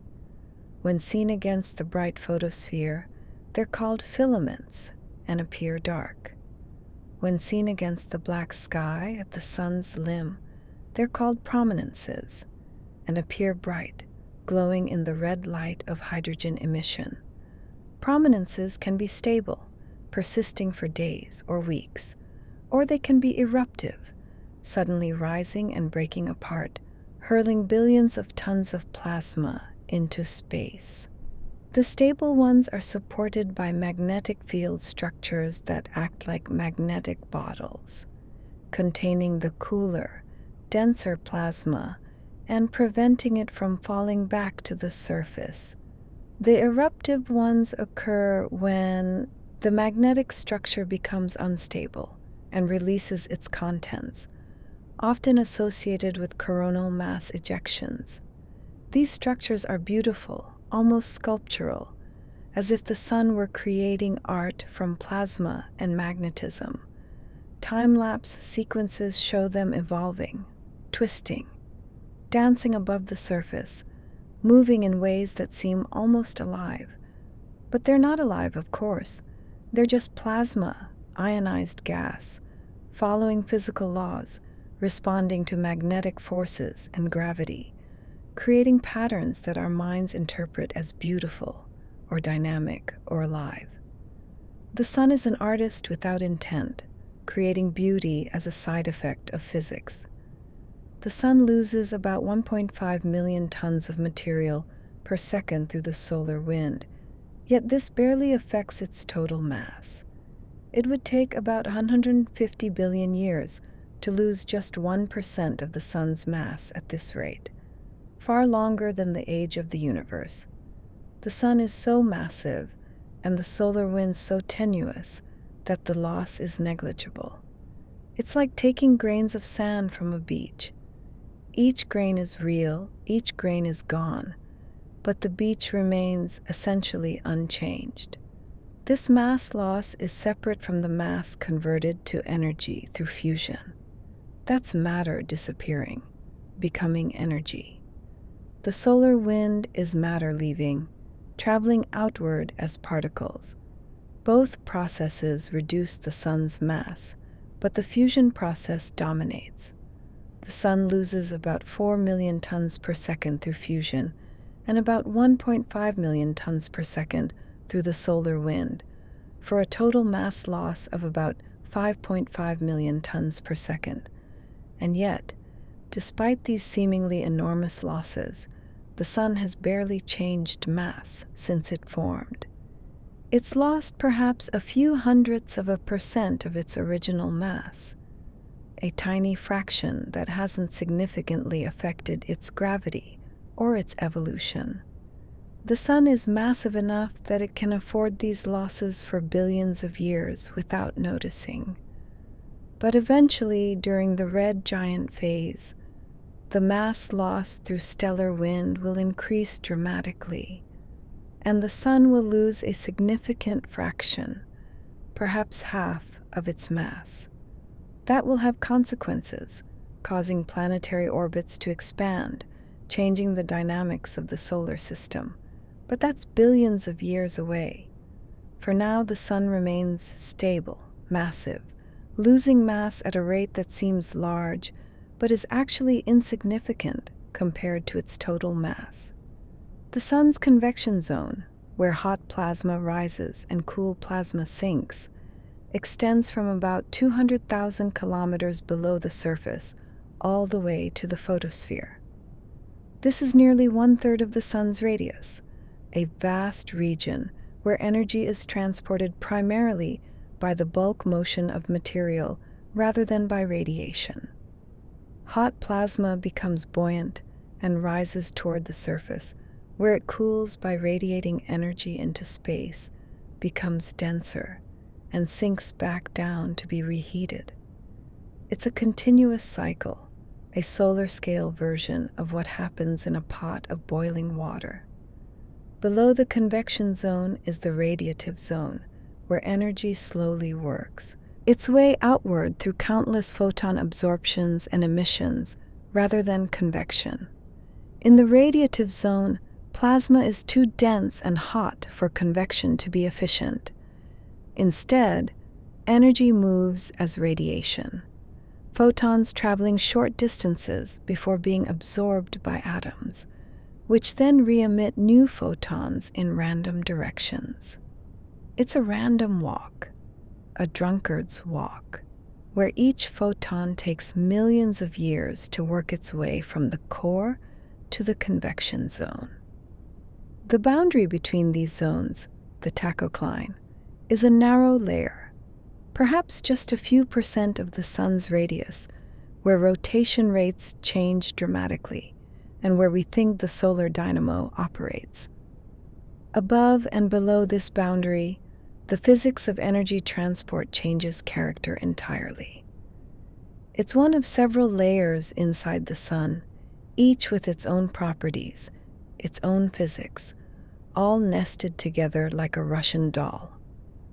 The sun is not uniform but stratified, layered, with different processes dominating at different depths. Solar tornadoes, rotating columns of plasma, can tower 5 times higher than Earth's radius and spin at speeds of 186,000 miles per hour. Despite being called tornadoes, they're actually more like titanic magnetic vortices powered by the sun's complex electromagnetic dynamics.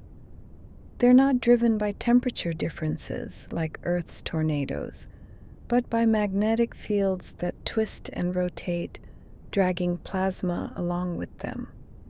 These structures were discovered relatively recently, using spacecraft that observed the sun in ultraviolet light. In visible light, they're largely invisible, but in UV they stand out as dark, rotating columns extending from the surface up into the corona. They can last for hours, sometimes days, slowly rotating, channeling material upward along their magnetic cores. The energy involved is staggering. These tornadoes can transport heat from the surface to the corona, potentially contributing to the coronal heating problem. They're another example of how the sun's magnetic field structures and controls the flow of plasma, creating phenomena that have no parallel on Earth, things we could never have imagined until we saw them directly. The sun is full of surprises, full of phenomena that challenge our intuitions and expand our understanding of plasma physics and magnetohydrodynamics. Every new observation reveals something unexpected, some structure or behavior that theorists then have to explain. The sun occasionally produces gamma rays, the most energetic form of light, though scientists only recently discovered this phenomenon. These gamma rays are likely produced when solar flares accelerate particles to nearly the speed of light. When these particles collide with atomic nuclei in the sun's atmosphere, they can trigger nuclear reactions that produce gamma rays, or they can produce gamma rays directly through other processes. This was surprising because the sun is too cool and diffuse to produce gamma rays through thermal processes. You need temperatures of billions of degrees or extreme densities, conditions found in supernovae or black hole accretion disks, not in a normal star. But the sun manages it anyway through these non-thermal processes by accelerating particles to extreme energies using magnetic reconnection during flares. The gamma rays don't last long. They're produced in bursts during major flares, lasting minutes to hours, and then they're gone. Most of the time, the sun doesn't emit detectable gamma rays at all. It's another reminder that the sun has multiple personalities, quiet and stable most of the time, but occasionally violent and energetic, capable of producing radiation across the entire electromagnetic spectrum from radio waves to gamma rays. Each type of radiation tells us something different about solar processes, about the physics happening in different regions and at different energy scales. The sun's magnetic field lines can suddenly snap and reconnect in different configurations, releasing enormous amounts of stored magnetic energy. This process, called magnetic reconnection, is one of the fundamental ways the sun converts magnetic energy into heat and motion. It's what powers solar flares, drives coronal mass ejections, heats the corona, accelerates particles to extreme energies. The physics of magnetic reconnection is complex and still not fully understood. In an idealized plasma, magnetic field lines would be frozen into the plasma. They'd move with it, never breaking or reconnecting. But in real plasmas, especially when magnetic fields are stressed and stretched, instabilities can develop. In small regions, the frozen-in condition breaks down, field lines can cross and reconnect, and the magnetic topology changes. When this happens, the magnetic field releases energy, like a stretched rubber band, snapping back to a relaxed state. The energy goes into heating plasma, accelerating particles, driving flows. It happens fast. Reconnection events can release enormous amounts of energy in seconds to minutes, and it happens at many scales, from tiny nanoflares barely detectable to huge flares that light up the entire solar disk in X-rays. Magnetic reconnection is ubiquitous on the sun, happening constantly at various scales, fundamentally shaping solar activity and the sun's interaction with its surroundings. The solar wind creates a wake behind Earth like water flowing around a rock, forming a long magnetic tail called the magnetotail that extends for millions of miles. This tail stores energy from the solar wind, occasionally releasing it as geomagnetic storms that create auroras. Earth's magnetic field is compressed on the side facing the sun and stretched out on the night side, creating a teardrop-shaped magnetosphere rather than a spherical one. The magnetotail is dynamic. Solar wind conditions are constantly changing, and as they change, the magnetosphere responds. When the solar wind is calm, the tail is relatively quiet. When a coronal mass ejection arrives, especially one with a magnetic field oriented opposite to Earth's, the interaction becomes violent. Magnetic reconnection occurs in the tail, releasing stored energy, accelerating particles earthward along magnetic field lines. Those particles, electrons and protons, spiral along Earth's magnetic field toward the poles, where the field lines converge. When they reach the upper atmosphere, they collide with oxygen and nitrogen atoms, exciting them to higher energy states. When the atoms relax back to their ground states, they emit light, green and red from oxygen, blue and purple from nitrogen, creating the aurora borealis in the north and aurora australis in the south. The auroras are Earth's response to the solar wind, visible evidence of the sun's constant interaction with our planet, of the invisible forces and flows that connect us to our star. In 2018, NASA's Parker Solar Probe began a mission to fly closer to the sun than any spacecraft before, eventually reaching within 4 million miles of its surface. At its closest approach, the probe experiences temperatures of 2,500 degrees Fahrenheit and travels at 430,000 miles per hour, the fastest human-made object ever built.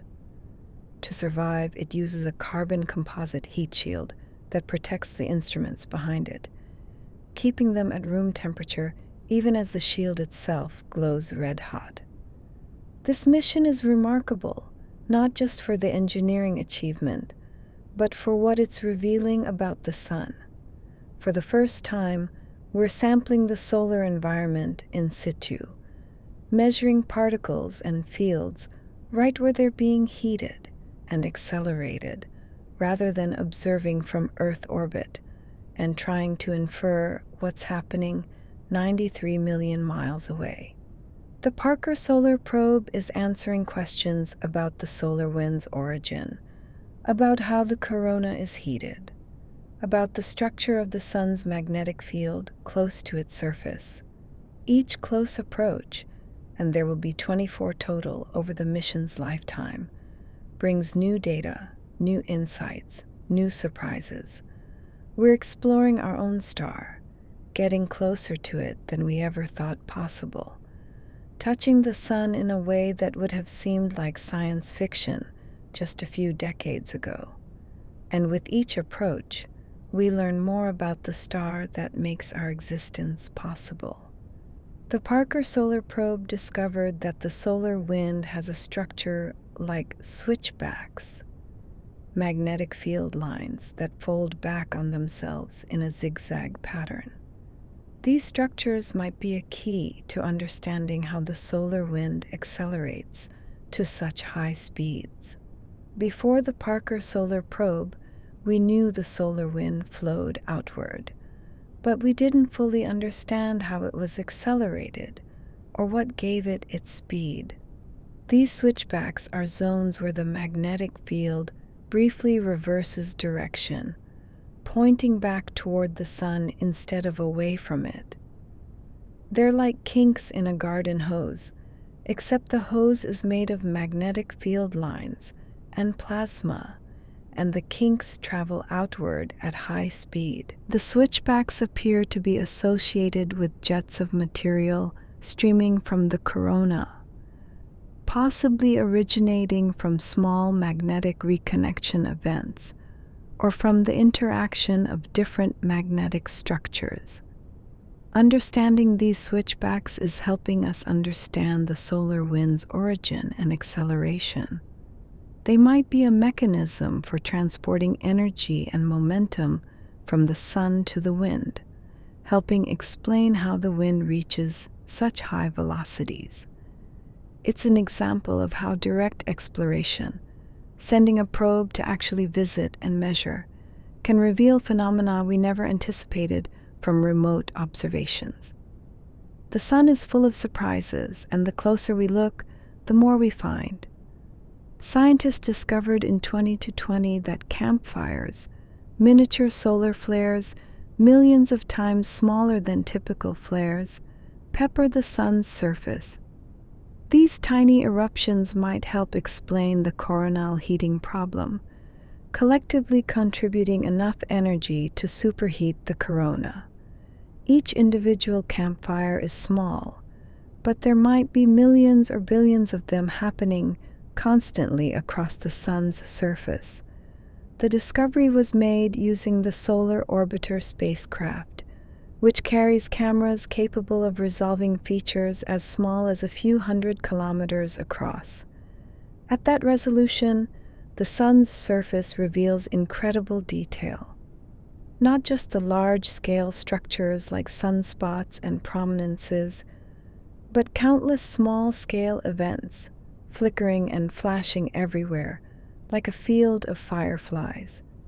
If these campfires are heating the corona, it would be through their cumulative effect.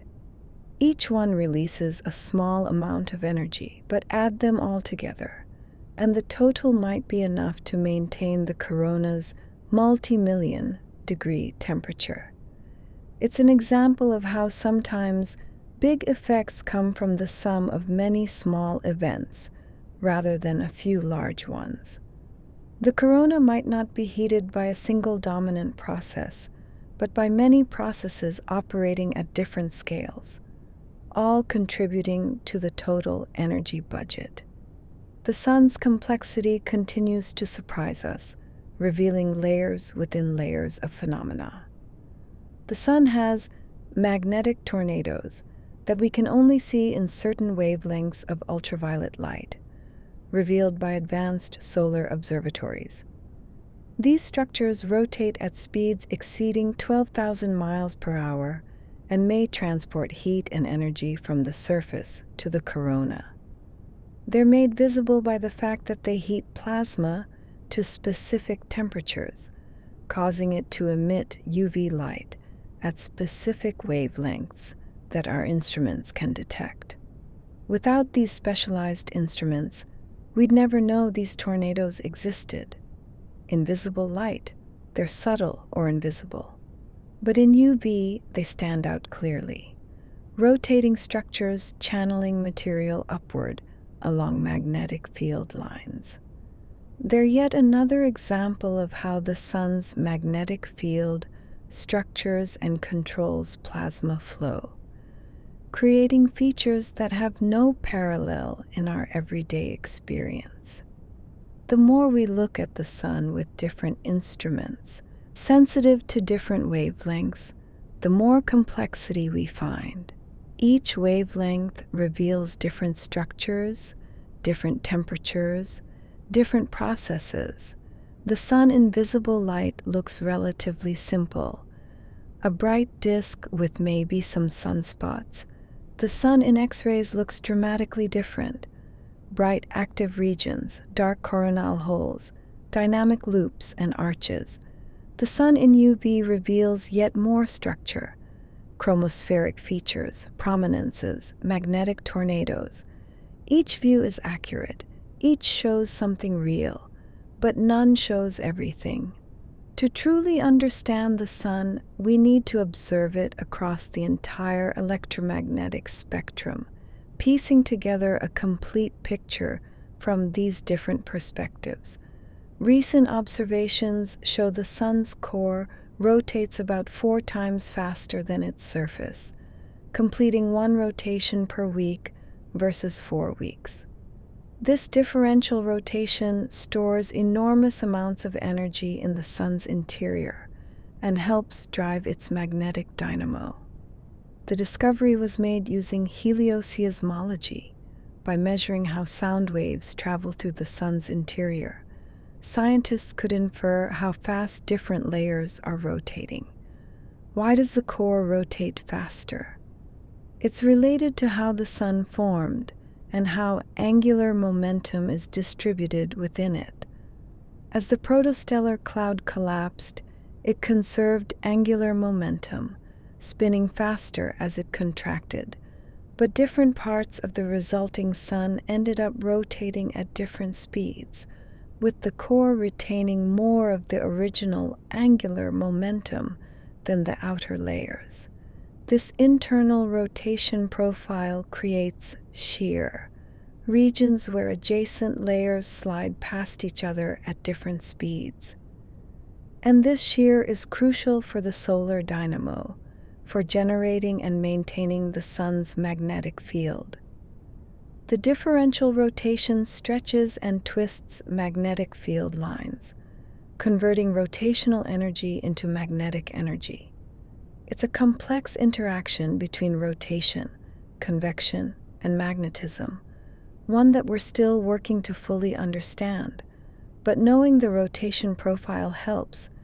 It constrains models, rules out some theories, supports others. Each piece of information about the sun's interior brings us closer to understanding how it works. The European Space Agency's Solar Orbiter, launched in 2020, provides the first detailed images of the sun's polar regions.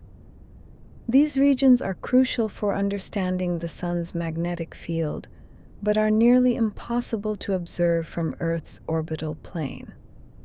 From Earth, we see the sun from roughly its equatorial plane, meaning the poles are always at the edge of the disk, foreshortened and difficult to observe clearly.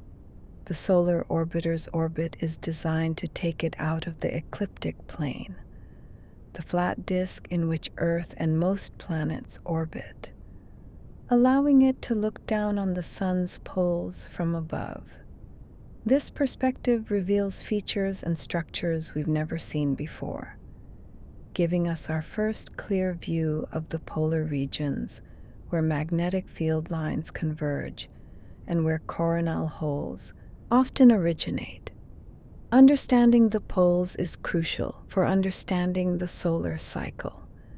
The sun's magnetic field has its highest strength at the poles during solar minimum, and understanding how the field evolves there helps us understand how the entire field reconfigures itself during the cycle. The poles are also sources of the fast solar wind, streams of particles that flow outward along open magnetic field lines. By observing the poles directly, we're filling in a missing piece of our understanding of the sun, seeing regions that have been essentially hidden from us throughout the history of solar observation. It's like finally being able to look at the top and bottom of a globe you've only ever seen from the side. Scientists have detected solar tsunamis, waves of hot plasma racing across the sun's surface at speeds of up to 500,000 miles per hour after solar eruptions. These waves, properly called EIT waves, after the Extreme Ultraviolet Imaging Telescope that first detected them, can travel 500,000 miles across the sun's surface in under an hour. They appear as bright fronts moving outward from a solar eruption, like ripples spreading across water after a stone is dropped. But unlike water waves, these are waves in magnetized plasma, governed by complex physics. They might be fast-mode magnetosonic waves, a type of pressure wave that can propagate through a magnetized medium. Or they might be caused by the restructuring of magnetic field lines, with the apparent wave motion actually being a series of separate brightenings as field lines successively reconnect. The exact nature of these waves is still debated among solar physicists. What's clear is that they're energetic, fast, and widespread. A single wave can sweep across a significant fraction of the sun's visible surface, affecting regions far from the initial eruption. They might help trigger activity in distant active regions or influence the global magnetic field structure. They're another example of how events on the sun aren't isolated, but can have effects that propagate across vast distances, connecting different regions through waves and fields and flows of plasma.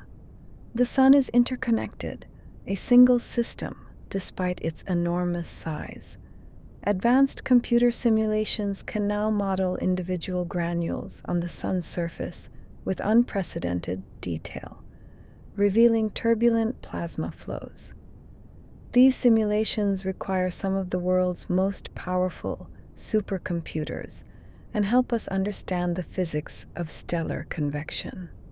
To model even a small patch of the sun's surface accurately requires solving complex equations of magnetohydrodynamics, equations that describe how plasma moves under the influence of magnetic fields, pressure gradients, and gravity. The computational challenge is immense. You need high resolution to capture the small-scale, turbulent motions.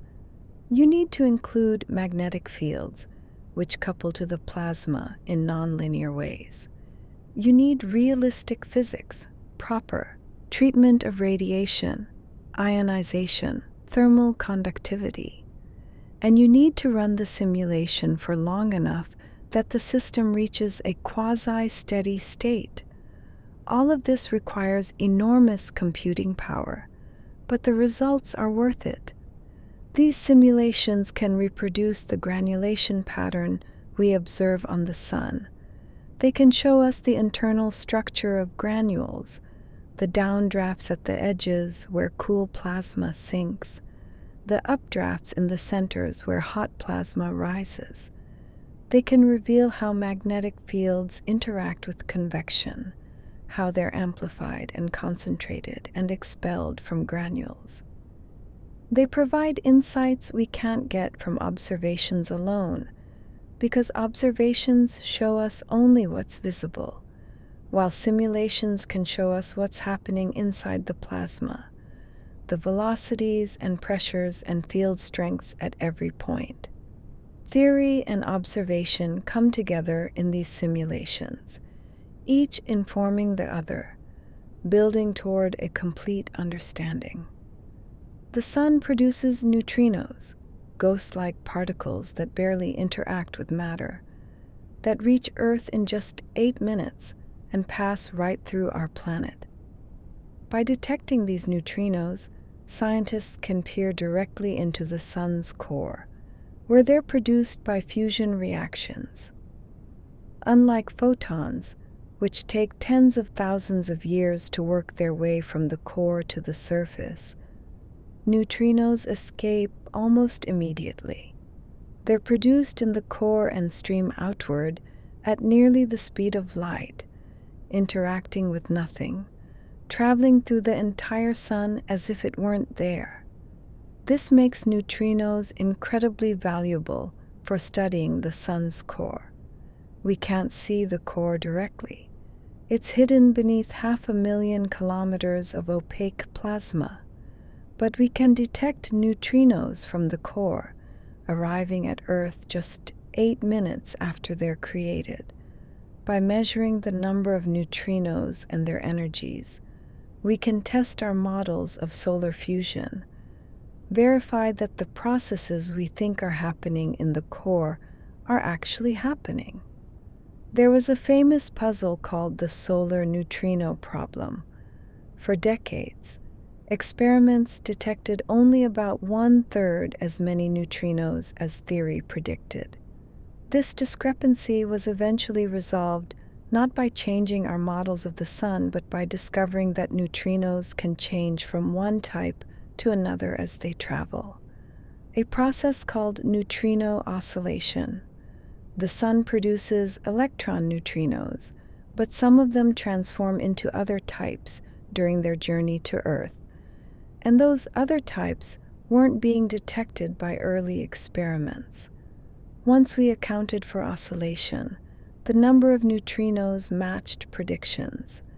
The sun was vindicated. It's doing exactly what we thought it was doing in its core. The Solar Dynamics Observatory captures an image of the sun every 0.75 seconds in 10 different wavelengths, creating an unprecedented record of solar activity. This has revealed that the sun is far more dynamic and variable than we ever imagined, constantly seething with activity at all scales. Before SDO, we had snapshots, occasional observations, glimpses of solar behavior. Now we have a continuous movie in multiple wavelengths, showing everything that happens on the visible hemisphere of the sun. The data volume is staggering. SDO generates about 1.5 terabytes of data per day, every day, continuously. That's more data than most astronomical missions generate in their entire lifetimes. But it's worth it. With this data, scientists have discovered new types of waves, new oscillation modes, new magnetic structures. They've tracked eruptions from start to finish, watched active regions evolve over their entire lifetimes, correlated activity at different heights in the solar atmosphere. And the data is publicly available. Anyone can access it, browse through years of solar observations, watch the sun's behavior over multiple solar cycles. It's an incredible resource for research, for education, for public outreach. The sun is there, in all its dynamic glory, available to anyone who wants to look. We're living in a golden age of solar observation, with instruments and data quality that would have seemed impossible just a generation ago.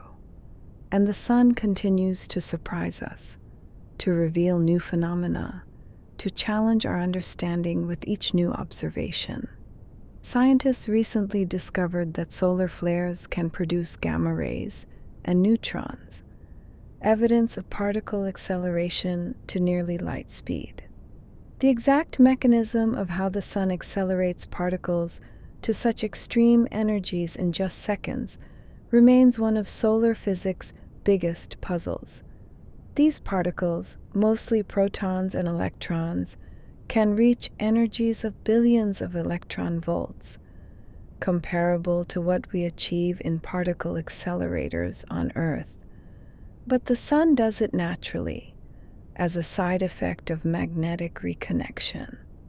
When these accelerated particles collide with the solar atmosphere, they can trigger nuclear reactions. Protons smashing into heavier nuclei can produce neutrons, positrons, even gamma rays. Electrons spiraling in magnetic fields can emit X-rays through synchrotron radiation. The sun becomes, briefly, a natural particle physics laboratory, producing radiation and particles at energies we can barely replicate artificially. But how does magnetic reconnection accelerate particles so efficiently? The details remain unclear. It might involve electric fields that form in the reconnection region. It might involve waves that scatter particles, gradually increasing their energy. It might involve multiple stages of acceleration, with particles gaining energy in several steps. Whatever the mechanism, it's remarkably effective, and understanding it would help us understand not just solar flares, but other astrophysical phenomena. Particle acceleration in supernovae remnants, in pulsars, in active galactic nuclei. The processes happening on the sun might be universal, playing out in similar ways throughout the cosmos.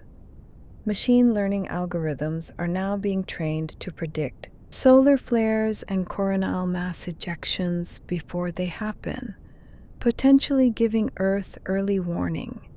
These AI systems analyze patterns in magnetic field data that would be impossible for humans to detect, though they're still learning to be reliable.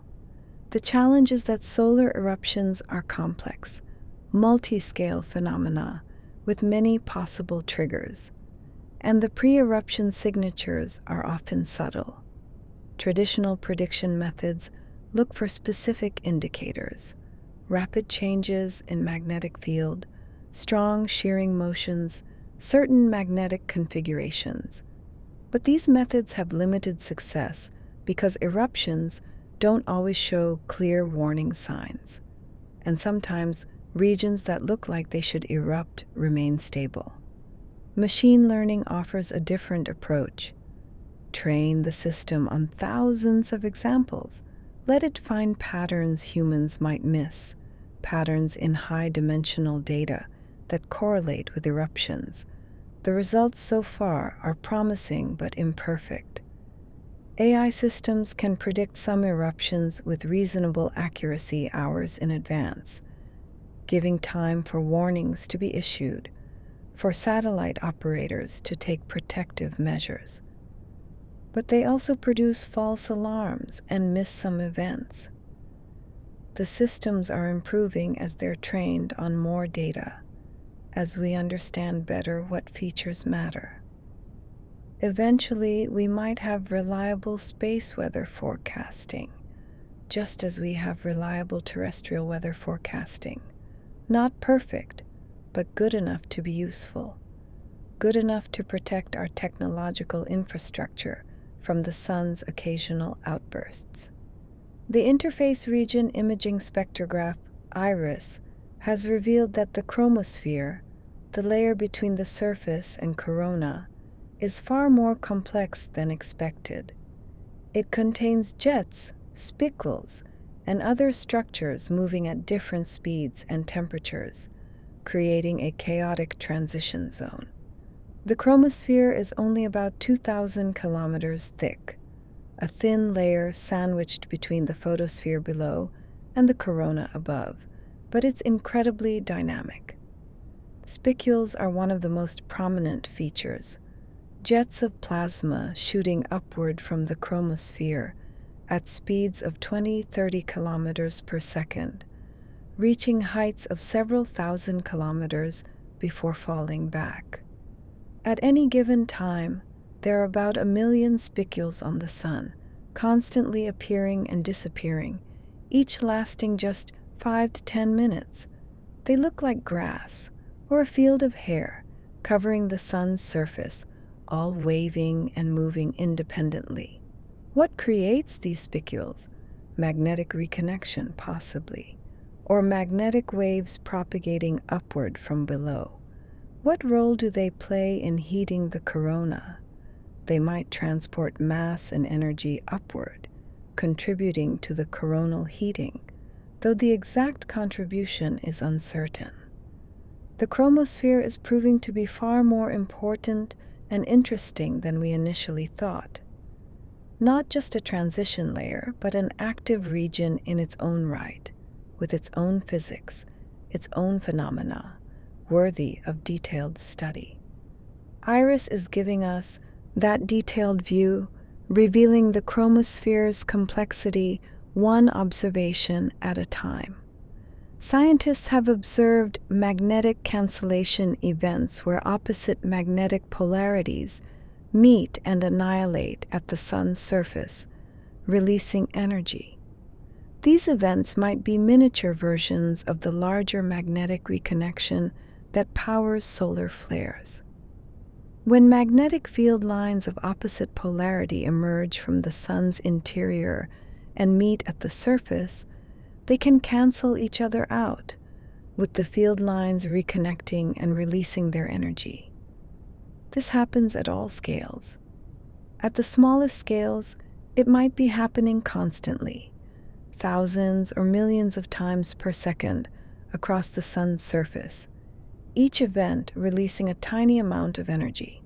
At larger scales, it creates visible brightenings, jets, small eruptions. At the largest scales, it powers flares and coronal mass ejections. Magnetic cancellation is a fundamental process on the Sun, one of the ways magnetic energy is converted into heat and motion. Understanding these cancellation events helps us understand the energy budget of the solar atmosphere. Where does the energy come from to heat the chromosphere and corona? Partly from these magnetic processes, the constant creation, evolution, and destruction of magnetic fields that permeates the solar atmosphere. The Sun's surface is magnetically active everywhere, not just in sunspots and active regions. And this pervasive magnetic activity contributes to heating the entire atmosphere. It's another piece of the coronal heating puzzle, another mechanism that contributes to maintaining the Sun's hot outer atmosphere. Recent studies suggest the Sun's magnetic field is generated in a shallow layer just beneath the surface, not deep in its interior as previously thought. This would overturn decades of theory about how stellar dynamos work and explain some puzzling observations. The traditional picture placed the dynamo at the tachocline, the boundary between the radiative and convection zones, about 200,000 kilometers below the surface. But some observations don't fit that picture. For instance, the Sun's magnetic field responds too quickly to changes for signals to propagate from that depth. The alternative is that the dynamo operates near the surface, in the outer part of the convection zone where turbulent motions are strongest. In this picture, the large-scale magnetic field is generated by near-surface processes. Turbulent dynamo action amplifying small-scale fields into larger structures. It's a different mechanism operating in a different place, producing the same result. The Sun's 11-year magnetic cycle. Which picture is correct? Or perhaps both are partly correct, with different processes contributing at different depths. This is an active area of research, with observations, simulations, and theory all trying to converge on an answer. The sun's magnetic field is central to almost everything the sun does: its cycles, its activity, its eruptions. So understanding how that field is generated is crucial. And we're still working on it, still refining our models, still discovering that the sun is more complex than we thought. Observations have revealed that some coronal mass ejections can actually interact with and deflect other CMEs, creating complex chains of solar storms. This CME cannibalism can create superstorms far more powerful than individual eruptions. When a fast CME catches up to a slower one launched earlier, they can merge, combining their mass and energy into a single, larger structure that impacts Earth with greater force than either would have alone.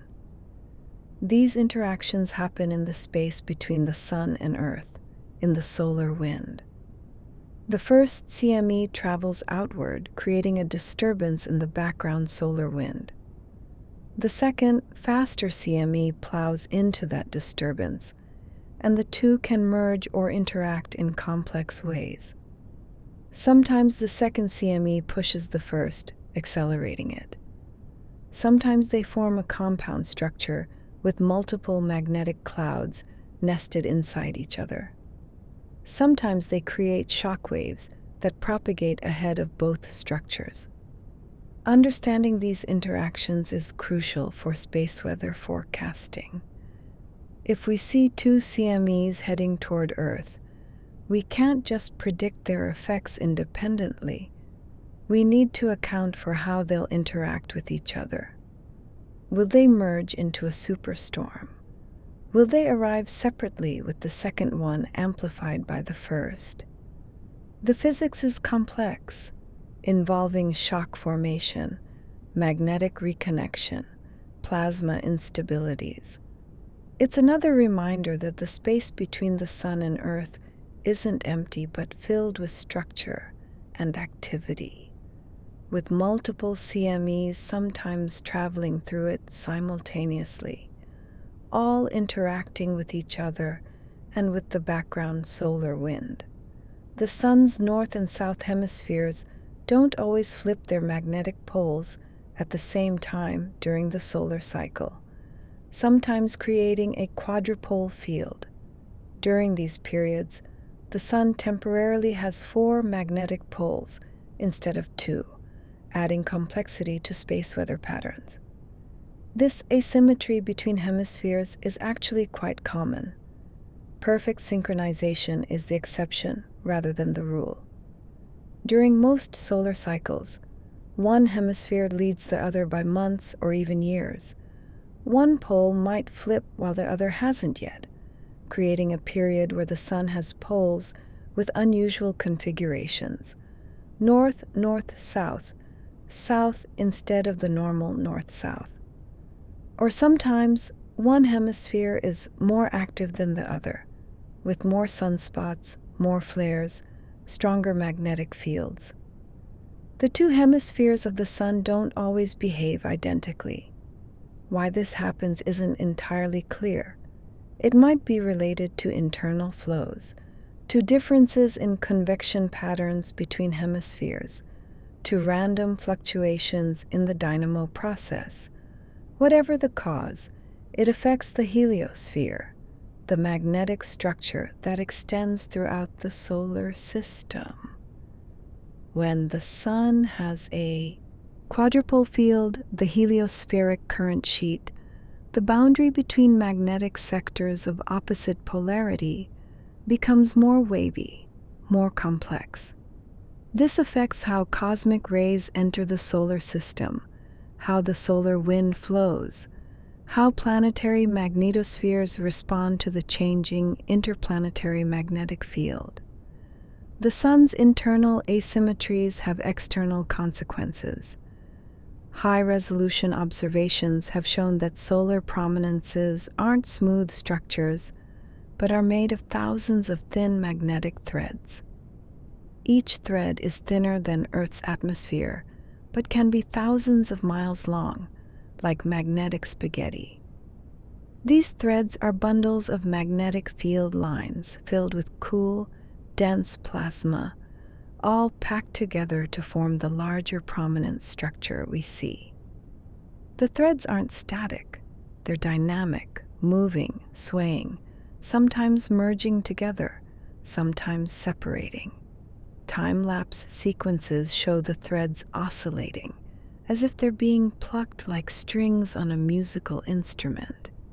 These oscillations might be driven by waves propagating through the magnetic structure, or by flows of plasma along the threads, or by changes in the surrounding magnetic field. Understanding the thread structure helps us understand how prominences are supported against gravity. The magnetic field provides the support, but not as a simple magnetic bottle. Instead, it's a complex weave of many individual threads, each contributing to the overall structure. The threads form naturally as the magnetic field tries to find its lowest energy configuration, creating a filamentary structure, much like how magnetic field lines around a bar magnet naturally organize into flux tubes rather than spreading uniformly. The sun's magnetism is fundamentally filamentary, structured at all scales into thin, thread-like concentrations rather than smooth distributions. Scientists discovered in 2023 that the sun's magnetic field can temporarily develop holes where the corona opens up and solar wind escapes more easily.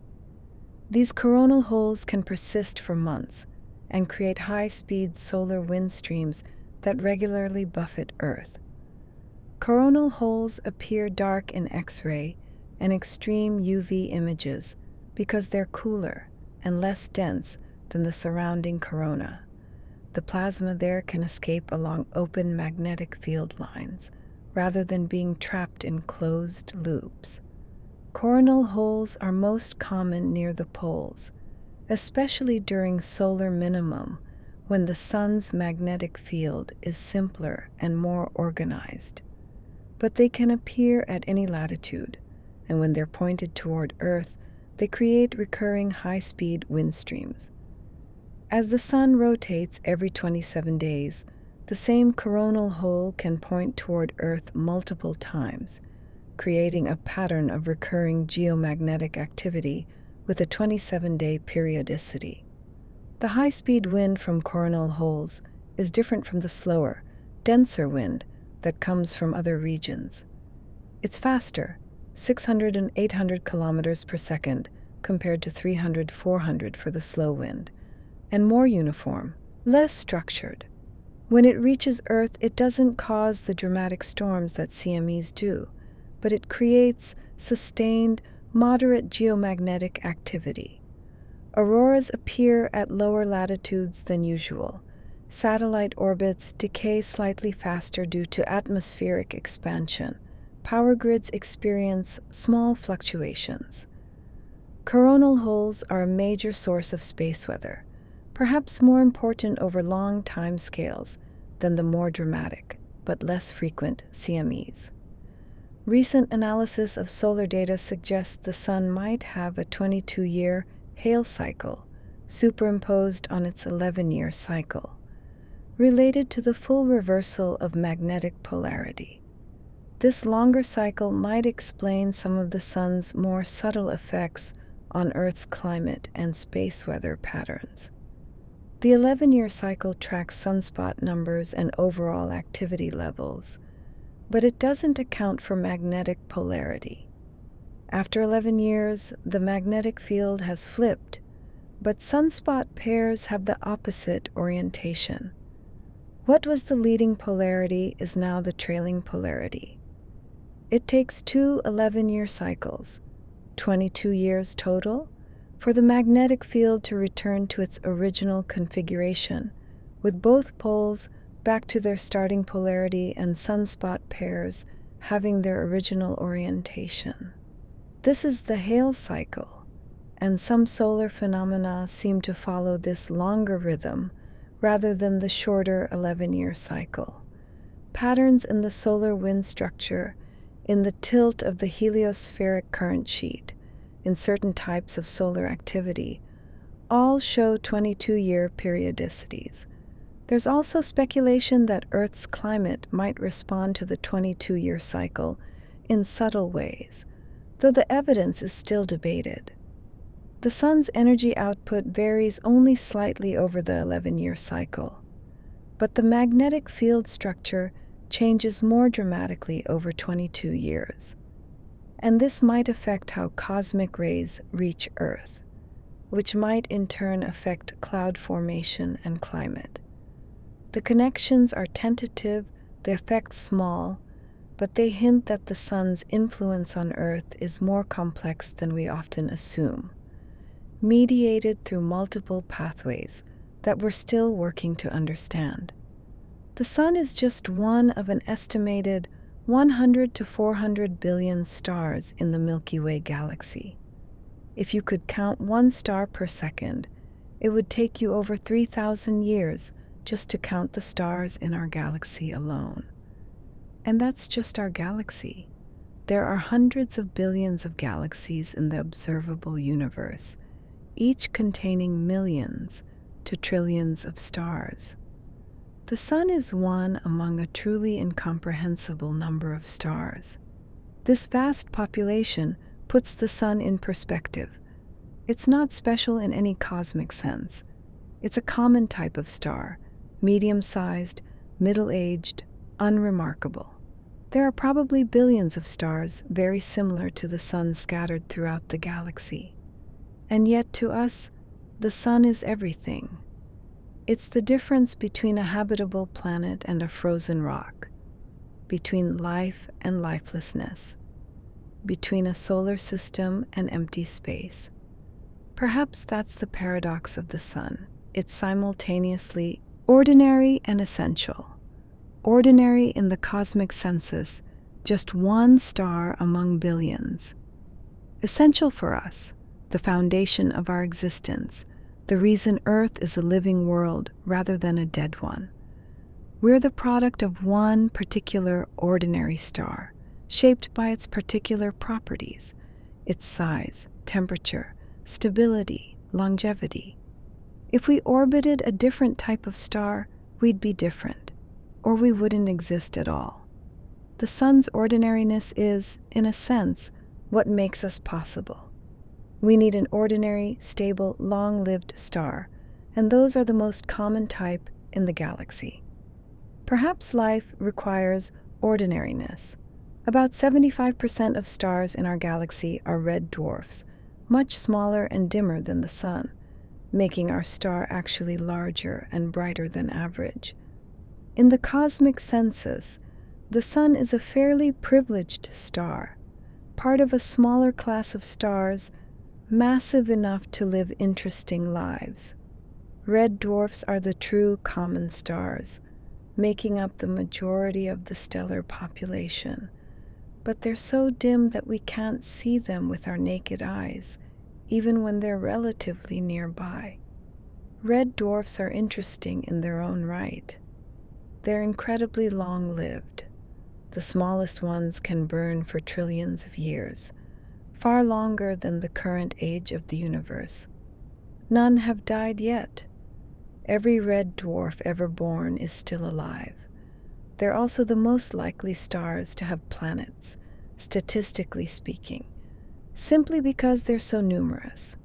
But their planets face challenges. Red dwarfs are active, prone to flares, and their habitable zones are close to the star where planets become tidally locked, always showing the same face to their Sun.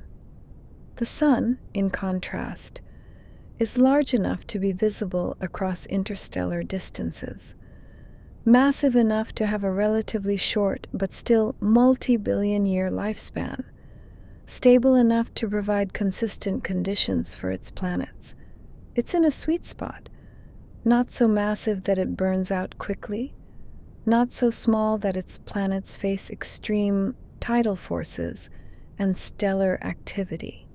Being above average has its advantages, at least when it comes to hosting habitable planets. The Sun is located about 26,000 light-years from the center of the Milky Way, in a relatively quiet region called the Orion Arm. This location keeps us away from the dangerous radiation and gravitational chaos near the galactic center. The galactic center is a violent place, crowded with stars, dominated by a supermassive black hole, filled with high-energy radiation and stellar remnants. Stars there live in a harsher environment than stars in the galactic suburbs where we're located. Our position in the Orion Arm, sometimes called the Orion Spur, puts us between two major spiral arms of the galaxy. We're in a less dense region, with more space between stars, less dust and gas, fewer supernovae and stellar collisions. It's a relatively safe neighborhood as galactic neighborhoods go. We're also at a fortunate distance from the galactic center, far enough to avoid the hazards there, but not so far out that we're in the diffuse, metal-poor outer regions where planet formation would be more difficult. Some scientists have speculated that this location might be important for the development of complex life. If Earth were closer to the galactic center, we might experience more frequent nearby supernovae, more gravitational perturbations from passing stars, more cosmic rays. If we were much farther out, there might not be enough heavy elements to form rocky planets. The galactic habitable zone might be a ring at intermediate distances from the center, and we happen to be in it. Geography matters, even on galactic scales. The nearest star to our Sun is Proxima Centauri, about 4.24 light-years away, a distance so vast that even traveling at 1% the speed of light would take over 400 years. In cosmic terms, stars are incredibly lonely, separated by vast gulfs of empty space. If you scaled the Sun down to the size of a basketball, Earth would be a grain of sand about 26 feet away, and Proxima Centauri would be another basketball over 4,000 miles away. This emptiness is characteristic of the universe. Space is mostly space. Empty, void, nothing. The matter we see, stars, planets, gas, dust, is rare, concentrated into tiny pockets separated by vast distances, and even within those pockets, most of the volume is empty. An atom is mostly empty space between the nucleus and electrons. The Sun is mostly empty space between particles.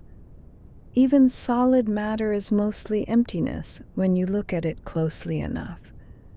And yet, despite these vast separations, stars are connected. They're all orbiting the galactic center together, all made from the same primordial material enriched by earlier generations, all influencing their surroundings through gravity and light and stellar winds. Proxima Centauri's light is reaching us right now, 4 years after it left that star, carrying information about what that star was like in the past. We're isolated but not disconnected, separated by space but linked by light. The Sun has probably completed about 20 orbits around the Milky Way since it formed, each orbit taking 230 million years. The Sun has been on a 4.6 billion-year journey through the galaxy, passing through different stellar neighborhoods along the way. Each orbit takes it through spiral arms, where star formation is active and gas is dense, and through the quieter regions between arms where we're currently located. The last time the Sun was in this position, about 230 million years ago, Earth was experiencing one of its most dramatic transitions. The Permian-Triassic extinction, the most severe mass extinction in Earth's history, had just occurred. Over 90% of marine species and 70% of terrestrial vertebrate species went extinct. The cause is still debated. Massive volcanic eruptions, asteroid impacts, climate change, ocean anoxia, possibly all of these combined. But the Sun, oblivious to Earth's crisis, continued its orbit, moving through the galaxy as it had for billions of years. In another 230 million years, the Sun will complete another orbit, returning to this region of the galaxy. What will Earth be like then? Will life still exist? Will it have recovered from whatever changes occur in the coming eons? Will intelligent beings look up at the stars and contemplate these same questions? The Sun will be noticeably brighter, having aged another 230 million years, but still recognizably the same star. The galaxy will look much the same. Stars will have been born and died, but the overall structure will persist. Some things change, some things remain constant, and the Sun orbits on, indifferent to the dramas playing out on its planets. Stars like the Sun make up only about 7% of all stars in the galaxy, placing it in a relative minority. Most stars are either much smaller red dwarfs or much larger, shorter-lived massive stars. The Sun occupies a Goldilocks middle ground. This middle ground is important. Stars much smaller than the Sun burn so slowly they can last for trillions of years, but they're dim and their habitable zones are uncomfortably close.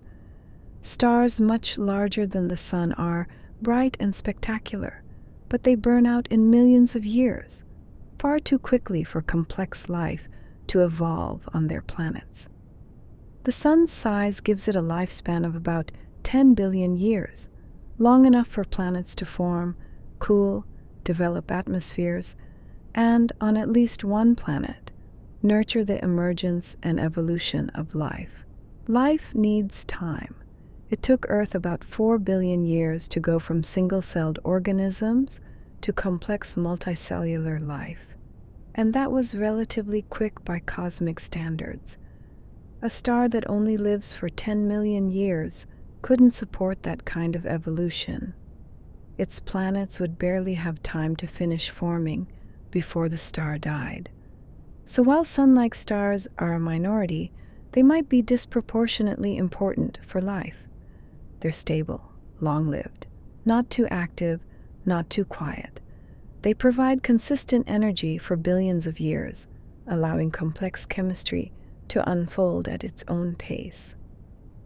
Perhaps when we search for life elsewhere in the galaxy, we should focus on these 7%, the Sun-like stars that have the patience to nurture worlds over billions of years. The Sun's brightness is about middle of the pack for stars. Some stars are hundreds of thousands of times brighter, while others are thousands of times dimmer.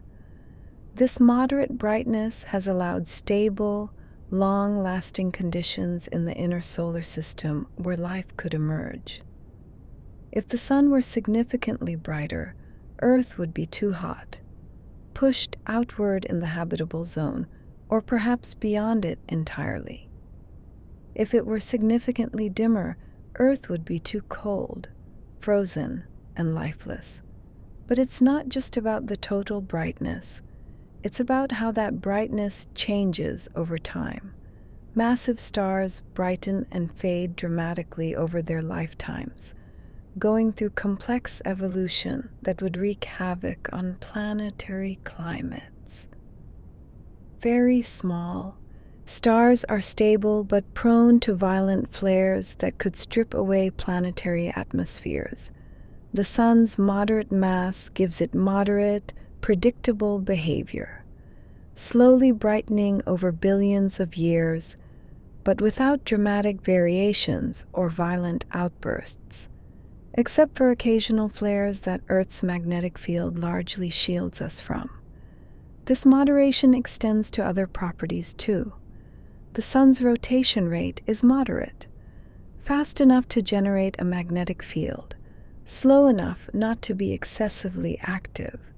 Its metal content is moderate, high enough to form rocky planets, not so high that the protoplanetary disk was excessively massive. The Sun seems to have hit a sweet spot across multiple parameters, creating conditions that allowed life to emerge and persist. Perhaps life requires moderation, requires a star that's not extreme in any particular way.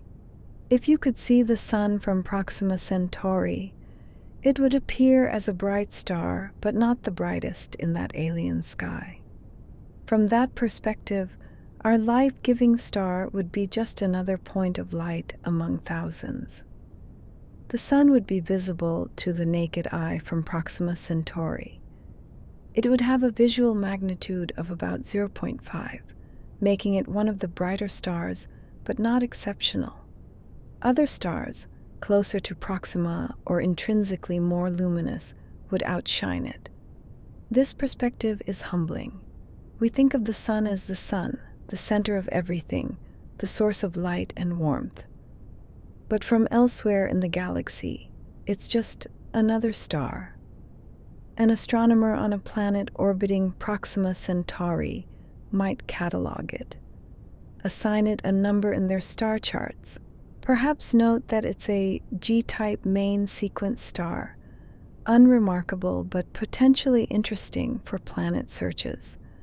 They wouldn't know, just from looking, that it has planets, that one of those planets harbors billions of life forms, that intelligent beings on that planet look out at the stars and wonder if anyone is looking back. We're provincial in our perspective, unavoidably so. The Sun is the center of our world because we orbit it, depend on it, evolved under its light. But zoom out, shift your perspective to another star system, and our Sun becomes peripheral, one star among many, no more special than the thousands of others visible in that alien sky. It's a reminder that special is often about perspective rather than intrinsic properties. The Sun passes through the plane of the Milky Way about twice per galactic orbit, potentially encountering more interstellar material and comets. Some scientists speculate this might trigger increased comet impacts on Earth, though the evidence is debated. As the Sun orbits the galaxy, it oscillates up and down relative to the galactic plane, like a horse on a carousel that's also moving up and down as it goes around. This vertical motion brings it through denser regions of interstellar gas and dust near the plane. These passages might gravitationally perturb the Oort cloud, the distant reservoir of comets surrounding the solar system. If enough comets are nudged inward, some might eventually reach the inner solar system and potentially impact planets.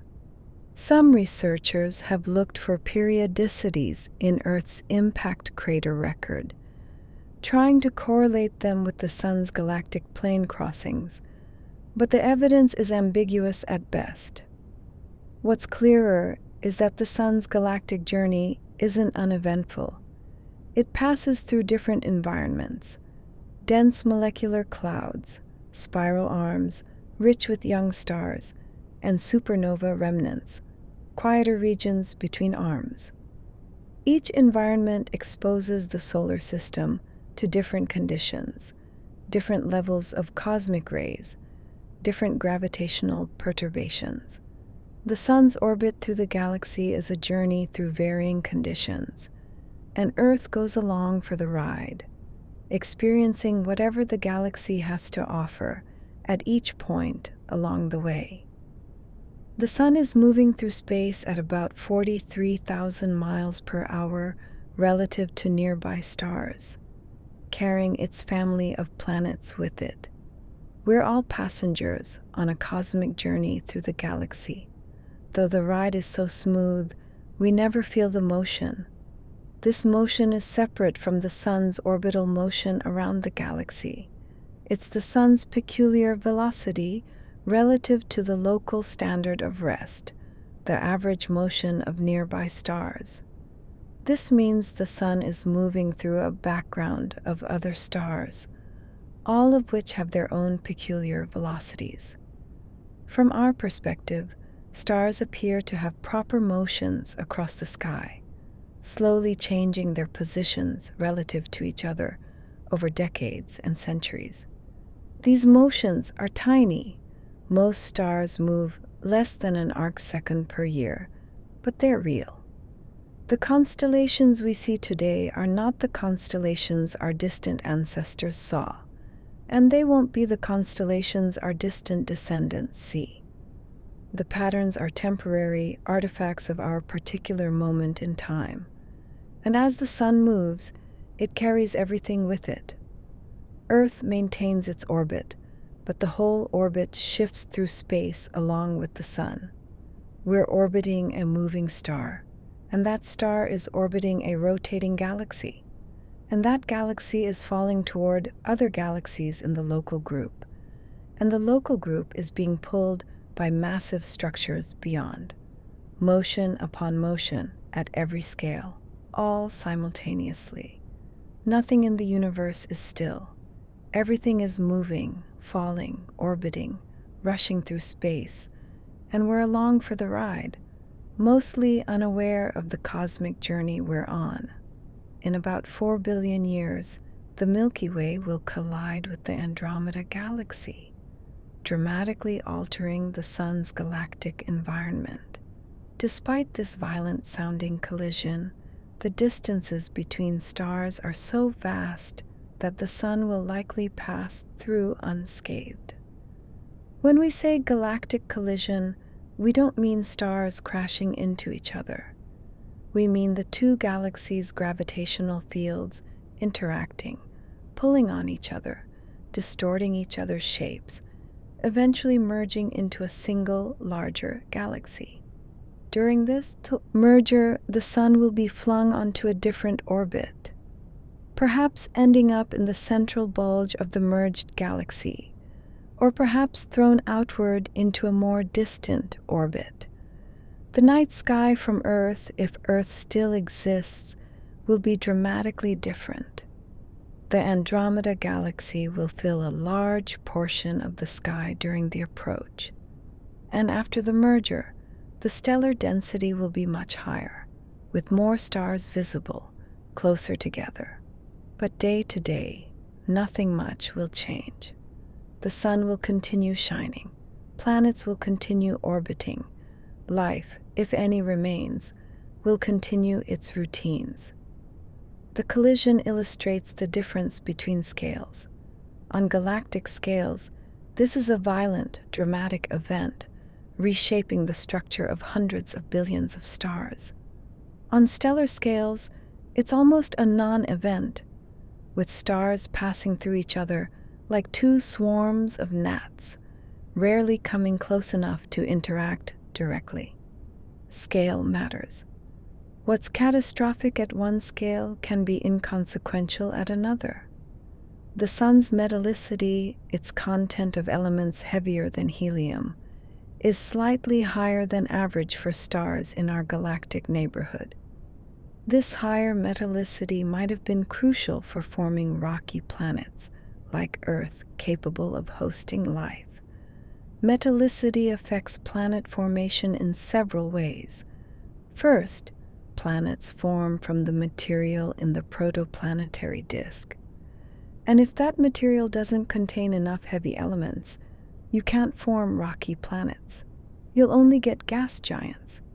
Second, metallicity affects how opaque the disk is, which affects how it cools and contracts, which affects where and how planets form. Stars with low metallicity tend to have fewer planets, or only gas giants. Stars with higher metallicity, like the Sun, are more likely to have diverse planetary systems with both rocky and gaseous worlds. The Sun's metallicity put it in the right range for forming a solar system like ours. Several rocky inner planets, gas giants farther out, a variety of moons and smaller bodies. But where did that metallicity come from? From earlier generations of stars that lived, fused heavier elements, and died, scattering those elements into the interstellar medium. The Sun is built from recycled stellar material, enriched by multiple cycles of stellar birth and death. We're beneficiaries of those earlier stars, inheritors of the heavy elements they created.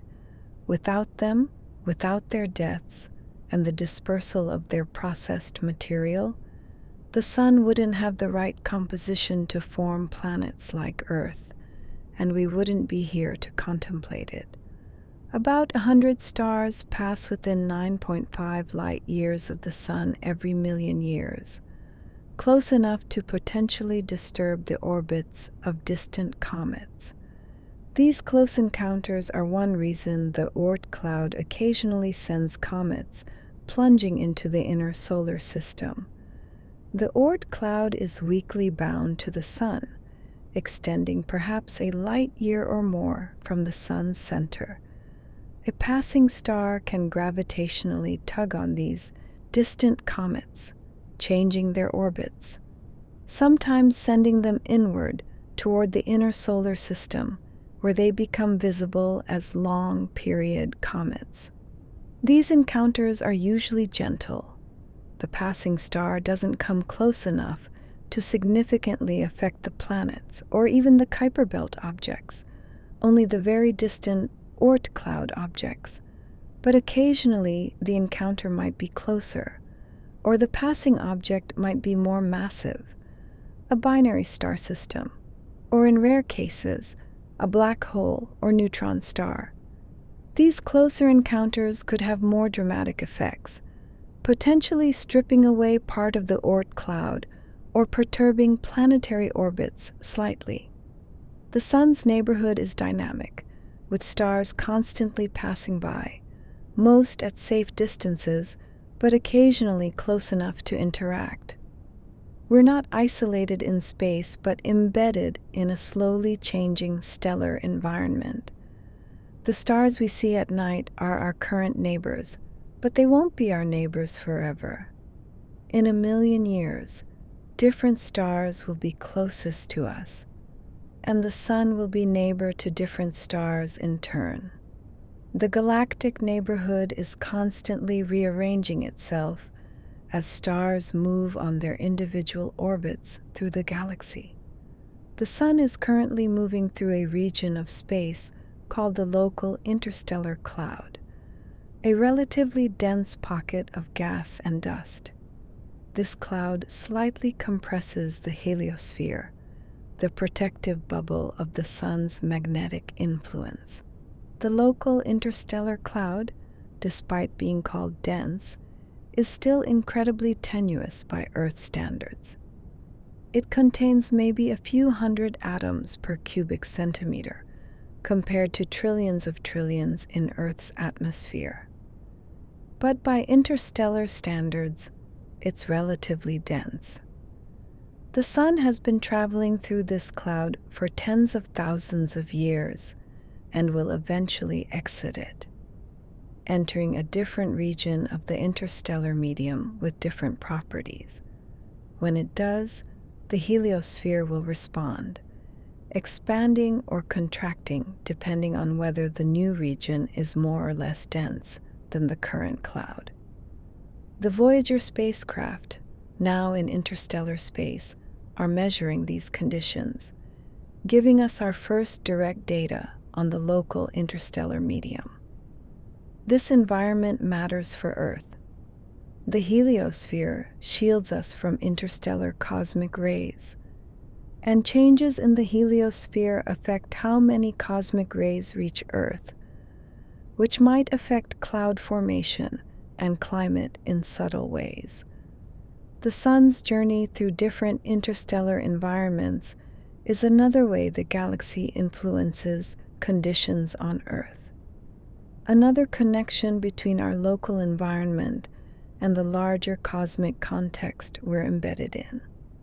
If you could see all the electromagnetic radiation the sun emits across all wavelengths, it would appear dramatically different, with invisible structures visible only in radio waves, X-rays, and other wavelengths our eyes can't detect. In this fuller view, the sun would reveal a complex, multi-layered atmosphere alive with magnetic activity and plasma dynamics. In radio waves, we'd see emissions from energetic electrons spiraling in magnetic fields, signatures of solar flares and active regions. In infrared, we'd see the photosphere in detail, mapping temperature variations across the surface. In ultraviolet and X-rays, the corona would dominate, glowing brightly in emissions from highly ionized atoms, revealing loops and arches and holes invisible in visible light. In gamma rays, during solar flares, we'd see brief bursts marking regions where particles are accelerated to extreme energies. Each wavelength shows different physics, different temperatures, different processes. Together, they paint a complete picture of the sun as a complex dynamic object with structure at all scales and across all wavelengths. Our eyes evolved to see visible light because that's where the sun emits most of its energy. We're adapted to the sun's spectrum. But the visible view is incomplete. To truly understand the sun, we need to observe it across the entire electromagnetic spectrum, from radio to gamma rays, each wavelength revealing aspects invisible to our eyes. Modern solar observatories do exactly this, building a comprehensive multi-wavelength view that shows the sun as it truly is, not just a bright disk in visible light, but a complex, multi-layered, magnetically dominated plasma structure emitting radiation across all wavelengths simultaneously. We still don't fully understand how the sun's magnetic dynamo works, how the sun generates and maintains its complex, variable magnetic field. Multiple theories compete to explain this fundamental process, and no single theory can account for all the observed behaviors. The basic idea is that the sun's rotation and convection work together to generate magnetic fields. Moving electrically, conducting plasma creates currents, and currents create magnetic fields. But the details are fiendishly complex. Does the dynamo operate at the tachocline, the boundary between the radiative and convection zones, or near the surface, where convection is most vigorous? Does it involve the stretching and twisting of field lines by differential rotation, or the small-scale turbulent motions of convecting plasma, or both, operating at different depths and different scales? The observations don't clearly favor one model over the others, and sophisticated computer simulations can reproduce some aspects of solar magnetism, but not others. This is one of the central, unsolved problems in solar physics. The magnetic field drives almost everything interesting the sun does. Sunspots, flares, the solar cycle, coronal heating, the solar wind. Understanding how that field is generated would be a major breakthrough, helping us predict solar activity, understand other stars' magnetic fields, even understand dynamos in planets. But despite decades of intensive study, the dynamo remains partially mysterious. Its inner workings still debated, still not fully understood. The sun keeps this secret well. The coronal heating problem remains one of the biggest unsolved mysteries in solar physics. Why is the corona millions of degrees hotter than the surface beneath it? It's like finding that the air far above a campfire is hotter than the fire itself. It violates our intuitions about how heat flows. Heat normally flows from hot to cold, from high temperature to low. But the sun's temperature increases as you move away from the photosphere, through the chromosphere, and into the corona. Something is depositing energy into the corona, heating it to extreme temperatures. But what? Many mechanisms have been proposed. Maybe magnetic waves carry energy from the surface to the corona, dissipating their energy as heat when they reach the tenuous corona. Maybe countless tiny reconnection events, nanoflares, collectively heat the corona. Maybe turbulent motions in the plasma transfer energy upward. Maybe all of these mechanisms operate simultaneously, each contributing some fraction of the total heating. The truth is, we don't know. We have pieces of the answer, but not the complete picture. Recent observations of campfires and magnetic tornadoes and other small-scale phenomena suggest that small-scale processes might collectively contribute significant energy. But we still can't fully account for the corona's temperature with the mechanisms we've identified. It remains a mystery, a fundamental question about our own star that we can't yet answer completely. Perhaps the answer will involve multiple mechanisms operating at different scales, making it complex and difficult to unravel. Or perhaps there's some key mechanism we haven't yet discovered, waiting to be revealed by future observations. We don't know why the sun's activity cycle is 11 years. There's no obvious reason in the physics why it should be that particular duration. Other stars with similar properties sometimes have different cycle lengths, or even irregular cycles, deepening the mystery. Some stars have cycles of 7 years, some 15 years, some 20 years or longer. Some show no clear cycle at all. Why is the sun's cycle 11 years? The cycle length must be related to the dynamo process, to how the sun generates its magnetic field. It's probably connected to the rotation rate, the depth of the convection zone, the strength of differential rotation, the efficiency of convection. But the exact relationship isn't clear. Computer models can produce cycles of various lengths depending on the parameters chosen, but they don't give a clear prediction of what the sun's cycle should be based on first principles. And the cycle isn't perfectly regular. It varies from as short as 9 years to as long as 14 years, with an average of about 11. The strength varies too.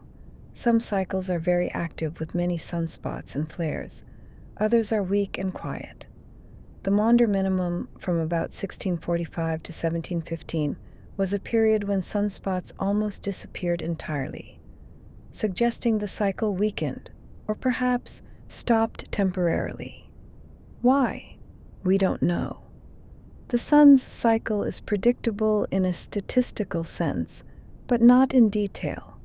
It's another reminder that for all our knowledge, there are still basic questions about the sun we can't answer with confidence.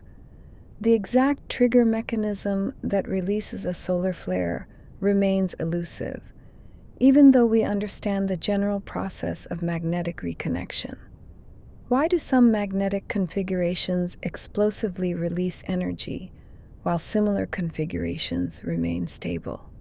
We don't fully know. We can identify conditions that favor flares, strong magnetic fields, rapid changes in field structure, certain geometric arrangements, but we can't predict with certainty when a flare will occur. It's likely that flares require a delicate balance, a threshold that must be crossed. The magnetic field can store energy up to a certain point, like bending a stick. It stores elastic energy, but bend it too far and it snaps. Magnetic fields work similarly, storing energy as they're twisted and stressed, remaining stable until some threshold is crossed, then suddenly releasing that stored energy through reconnection. But what determines that threshold? Is it a specific field strength? A specific twist or shear? The presence of certain plasma instabilities? Probably all of these play a role, but we can't yet predict when a particular active region will produce a flare. We can assign probabilities based on observed characteristics, but we can't say with certainty a flare will occur in the next hour. This makes space weather forecasting challenging. We can identify dangerous active regions, but we can't predict their exact behavior. The sun's flares are predictable in a general sense, but not in specific detail. Another example of how the sun's behavior includes both order and unpredictability. Scientists debate whether the sun's small variations in brightness can significantly affect Earth's climate over decades and centuries. The sun's energy output varies by only 0.1% over the solar cycle. But the question is whether this small change has outsized effects on Earth. The energy change is small, too small to directly explain major climate variations. But could there be amplifying mechanisms that make small solar variations important? Some researchers point to correlations between solar activity and climate over historical timescales. The Maunder minimum, when sunspot activity nearly ceased, coincided with the Little Ice Age, a period of colder temperatures in Europe and North America. Was the cooling caused by reduced solar activity? Or was it coincidence? Or was the cooling caused by other factors like volcanic eruptions, and the solar connection is spurious? The current scientific consensus is that solar variations have some effect on Earth's climate, but are much smaller than the effects of human-caused changes like greenhouse gas emissions. The sun's brightness has been relatively constant over the past few decades, even as global temperatures have risen significantly, suggesting solar variations aren't the primary driver of recent climate change. But there are still uncertainties, still debates about the exact mechanisms and magnitudes of solar influence on climate. It's a complex system with many interacting factors, and disentangling them is challenging. The sun's role in Earth's climate is real but contested in its details, another area where we're still refining our understanding. We don't fully understand why the solar wind accelerates to the high speeds we observe, despite decades of study.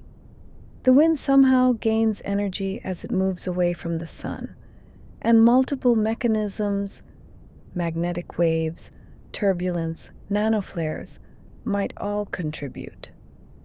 Near the sun, the solar wind starts relatively slowly, at a few kilometers per second. But by the time it reaches Earth's orbit, it's moving at hundreds of kilometers per second. Something accelerates it along the way. The acceleration might involve Alfvén waves, magnetic waves that carry energy along field lines from the sun outward. These waves could transfer their energy to the plasma, heating it and accelerating it. Or it might involve turbulence, chaotic motions that develop in the expanding wind and convert kinetic energy at large scales to thermal energy and bulk acceleration. Or it might involve countless small magnetic reconnection events throughout the corona and inner heliosphere, each adding a little energy to the wind.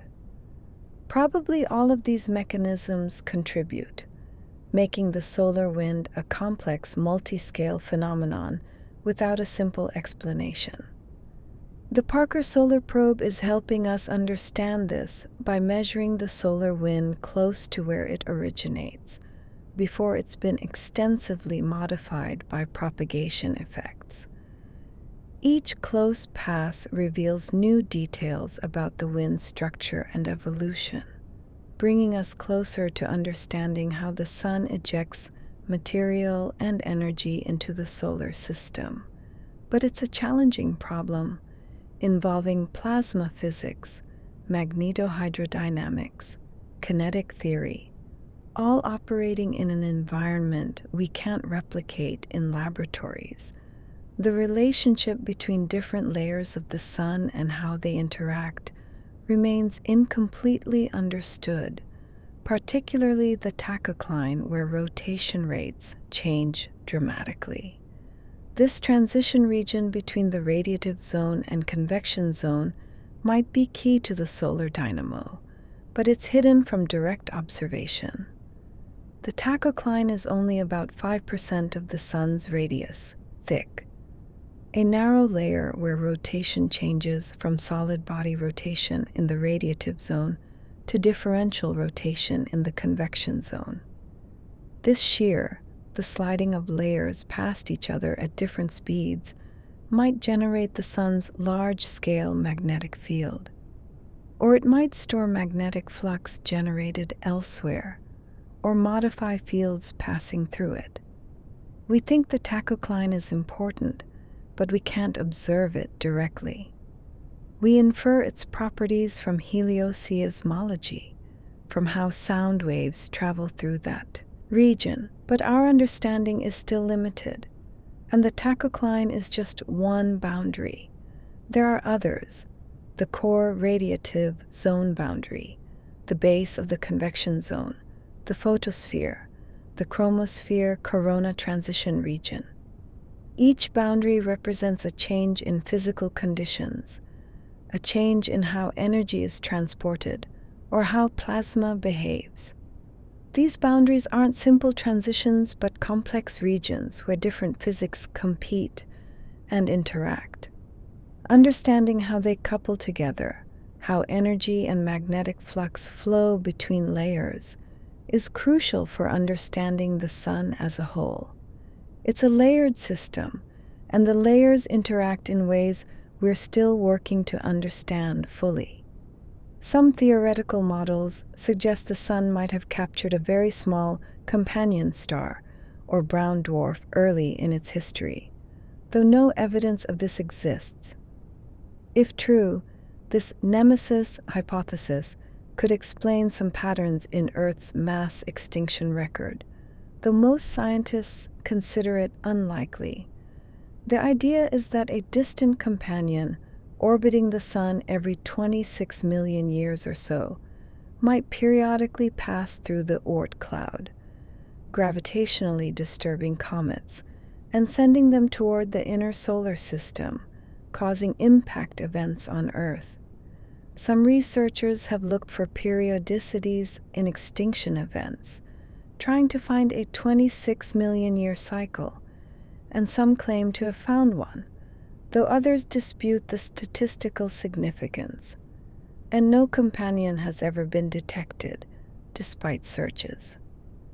If such an object exists, it must be very faint and very distant, beyond the reach of current surveys. Most astronomers think it probably doesn't exist.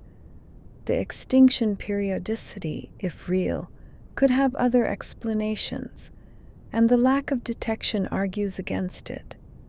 But it's interesting that we can't completely rule it out. The outer solar system is poorly mapped. There could be objects out there we haven't discovered yet. Not a star mass companion, but perhaps a large planet, a Planet 9, that some researchers have hypothesized based on orbital anomalies of distant Kuiper Belt objects. The outer reaches of the solar system remain mysterious, and there might still be surprises waiting to be found. The sun's history might hold secrets we haven't uncovered yet. Objects or events that shape the solar system in ways we don't yet understand. We're still refining our understanding of how photons from the core work their way to the surface, a journey that might take anywhere from 10,000 to 170,000 years. The uncertainty reveals how complex the radiative zone is, with photons trapped in an endless pinball game of absorptions and emissions. In the core, nuclear fusion produces high-energy gamma-ray photons. These photons travel only a short distance before being absorbed by an atom, which then re-emits a new photon in a random direction. That photon travels a short distance, gets absorbed, re-emitted, again in a random direction. This process repeats billions of times. Each photon is absorbed and re-emitted countless times, each time in a random direction, creating a random walk through the sun's interior. The path is so tortuous, so indirect, that even though photons travel at the speed of light, the net progress toward the surface is incredibly slow. It's like trying to walk out of a forest by taking a single step in a random direction, then another step in another random direction, over and over.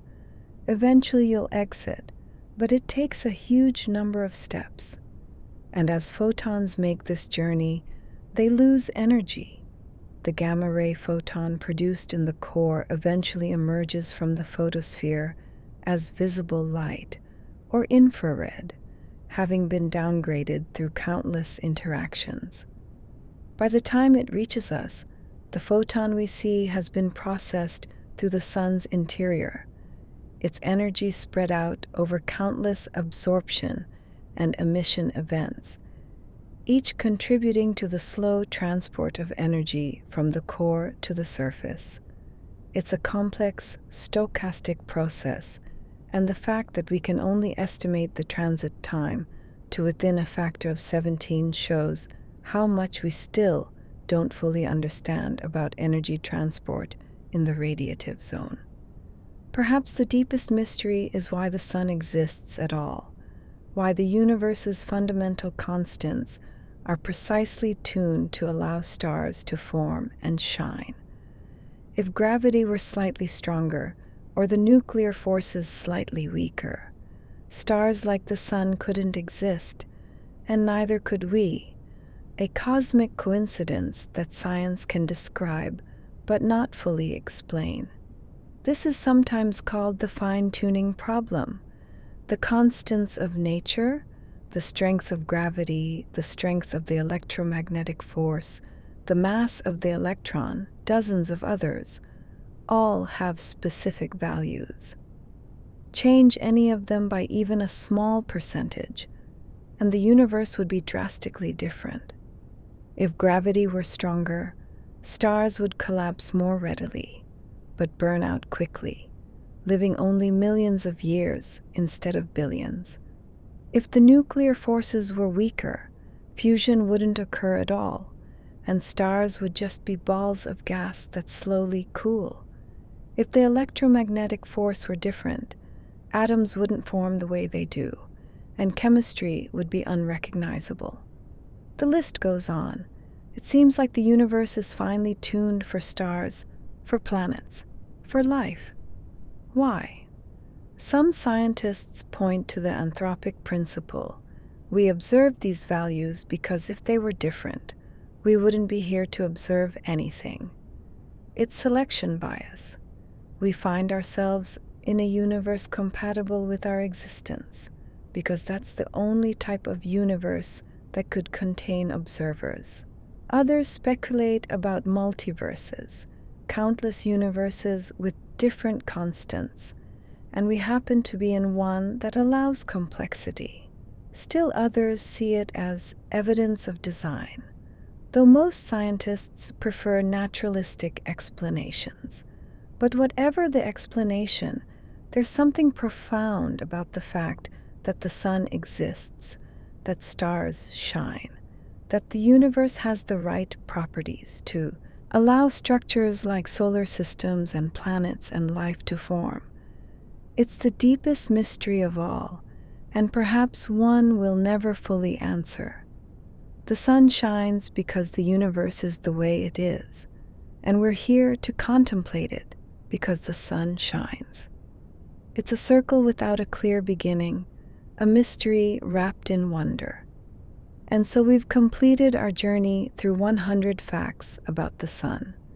From its basic properties to its complex behaviors, from its ancient origins to its eventual fate, from the mysteries we've solved to those that remain stubbornly unsolved.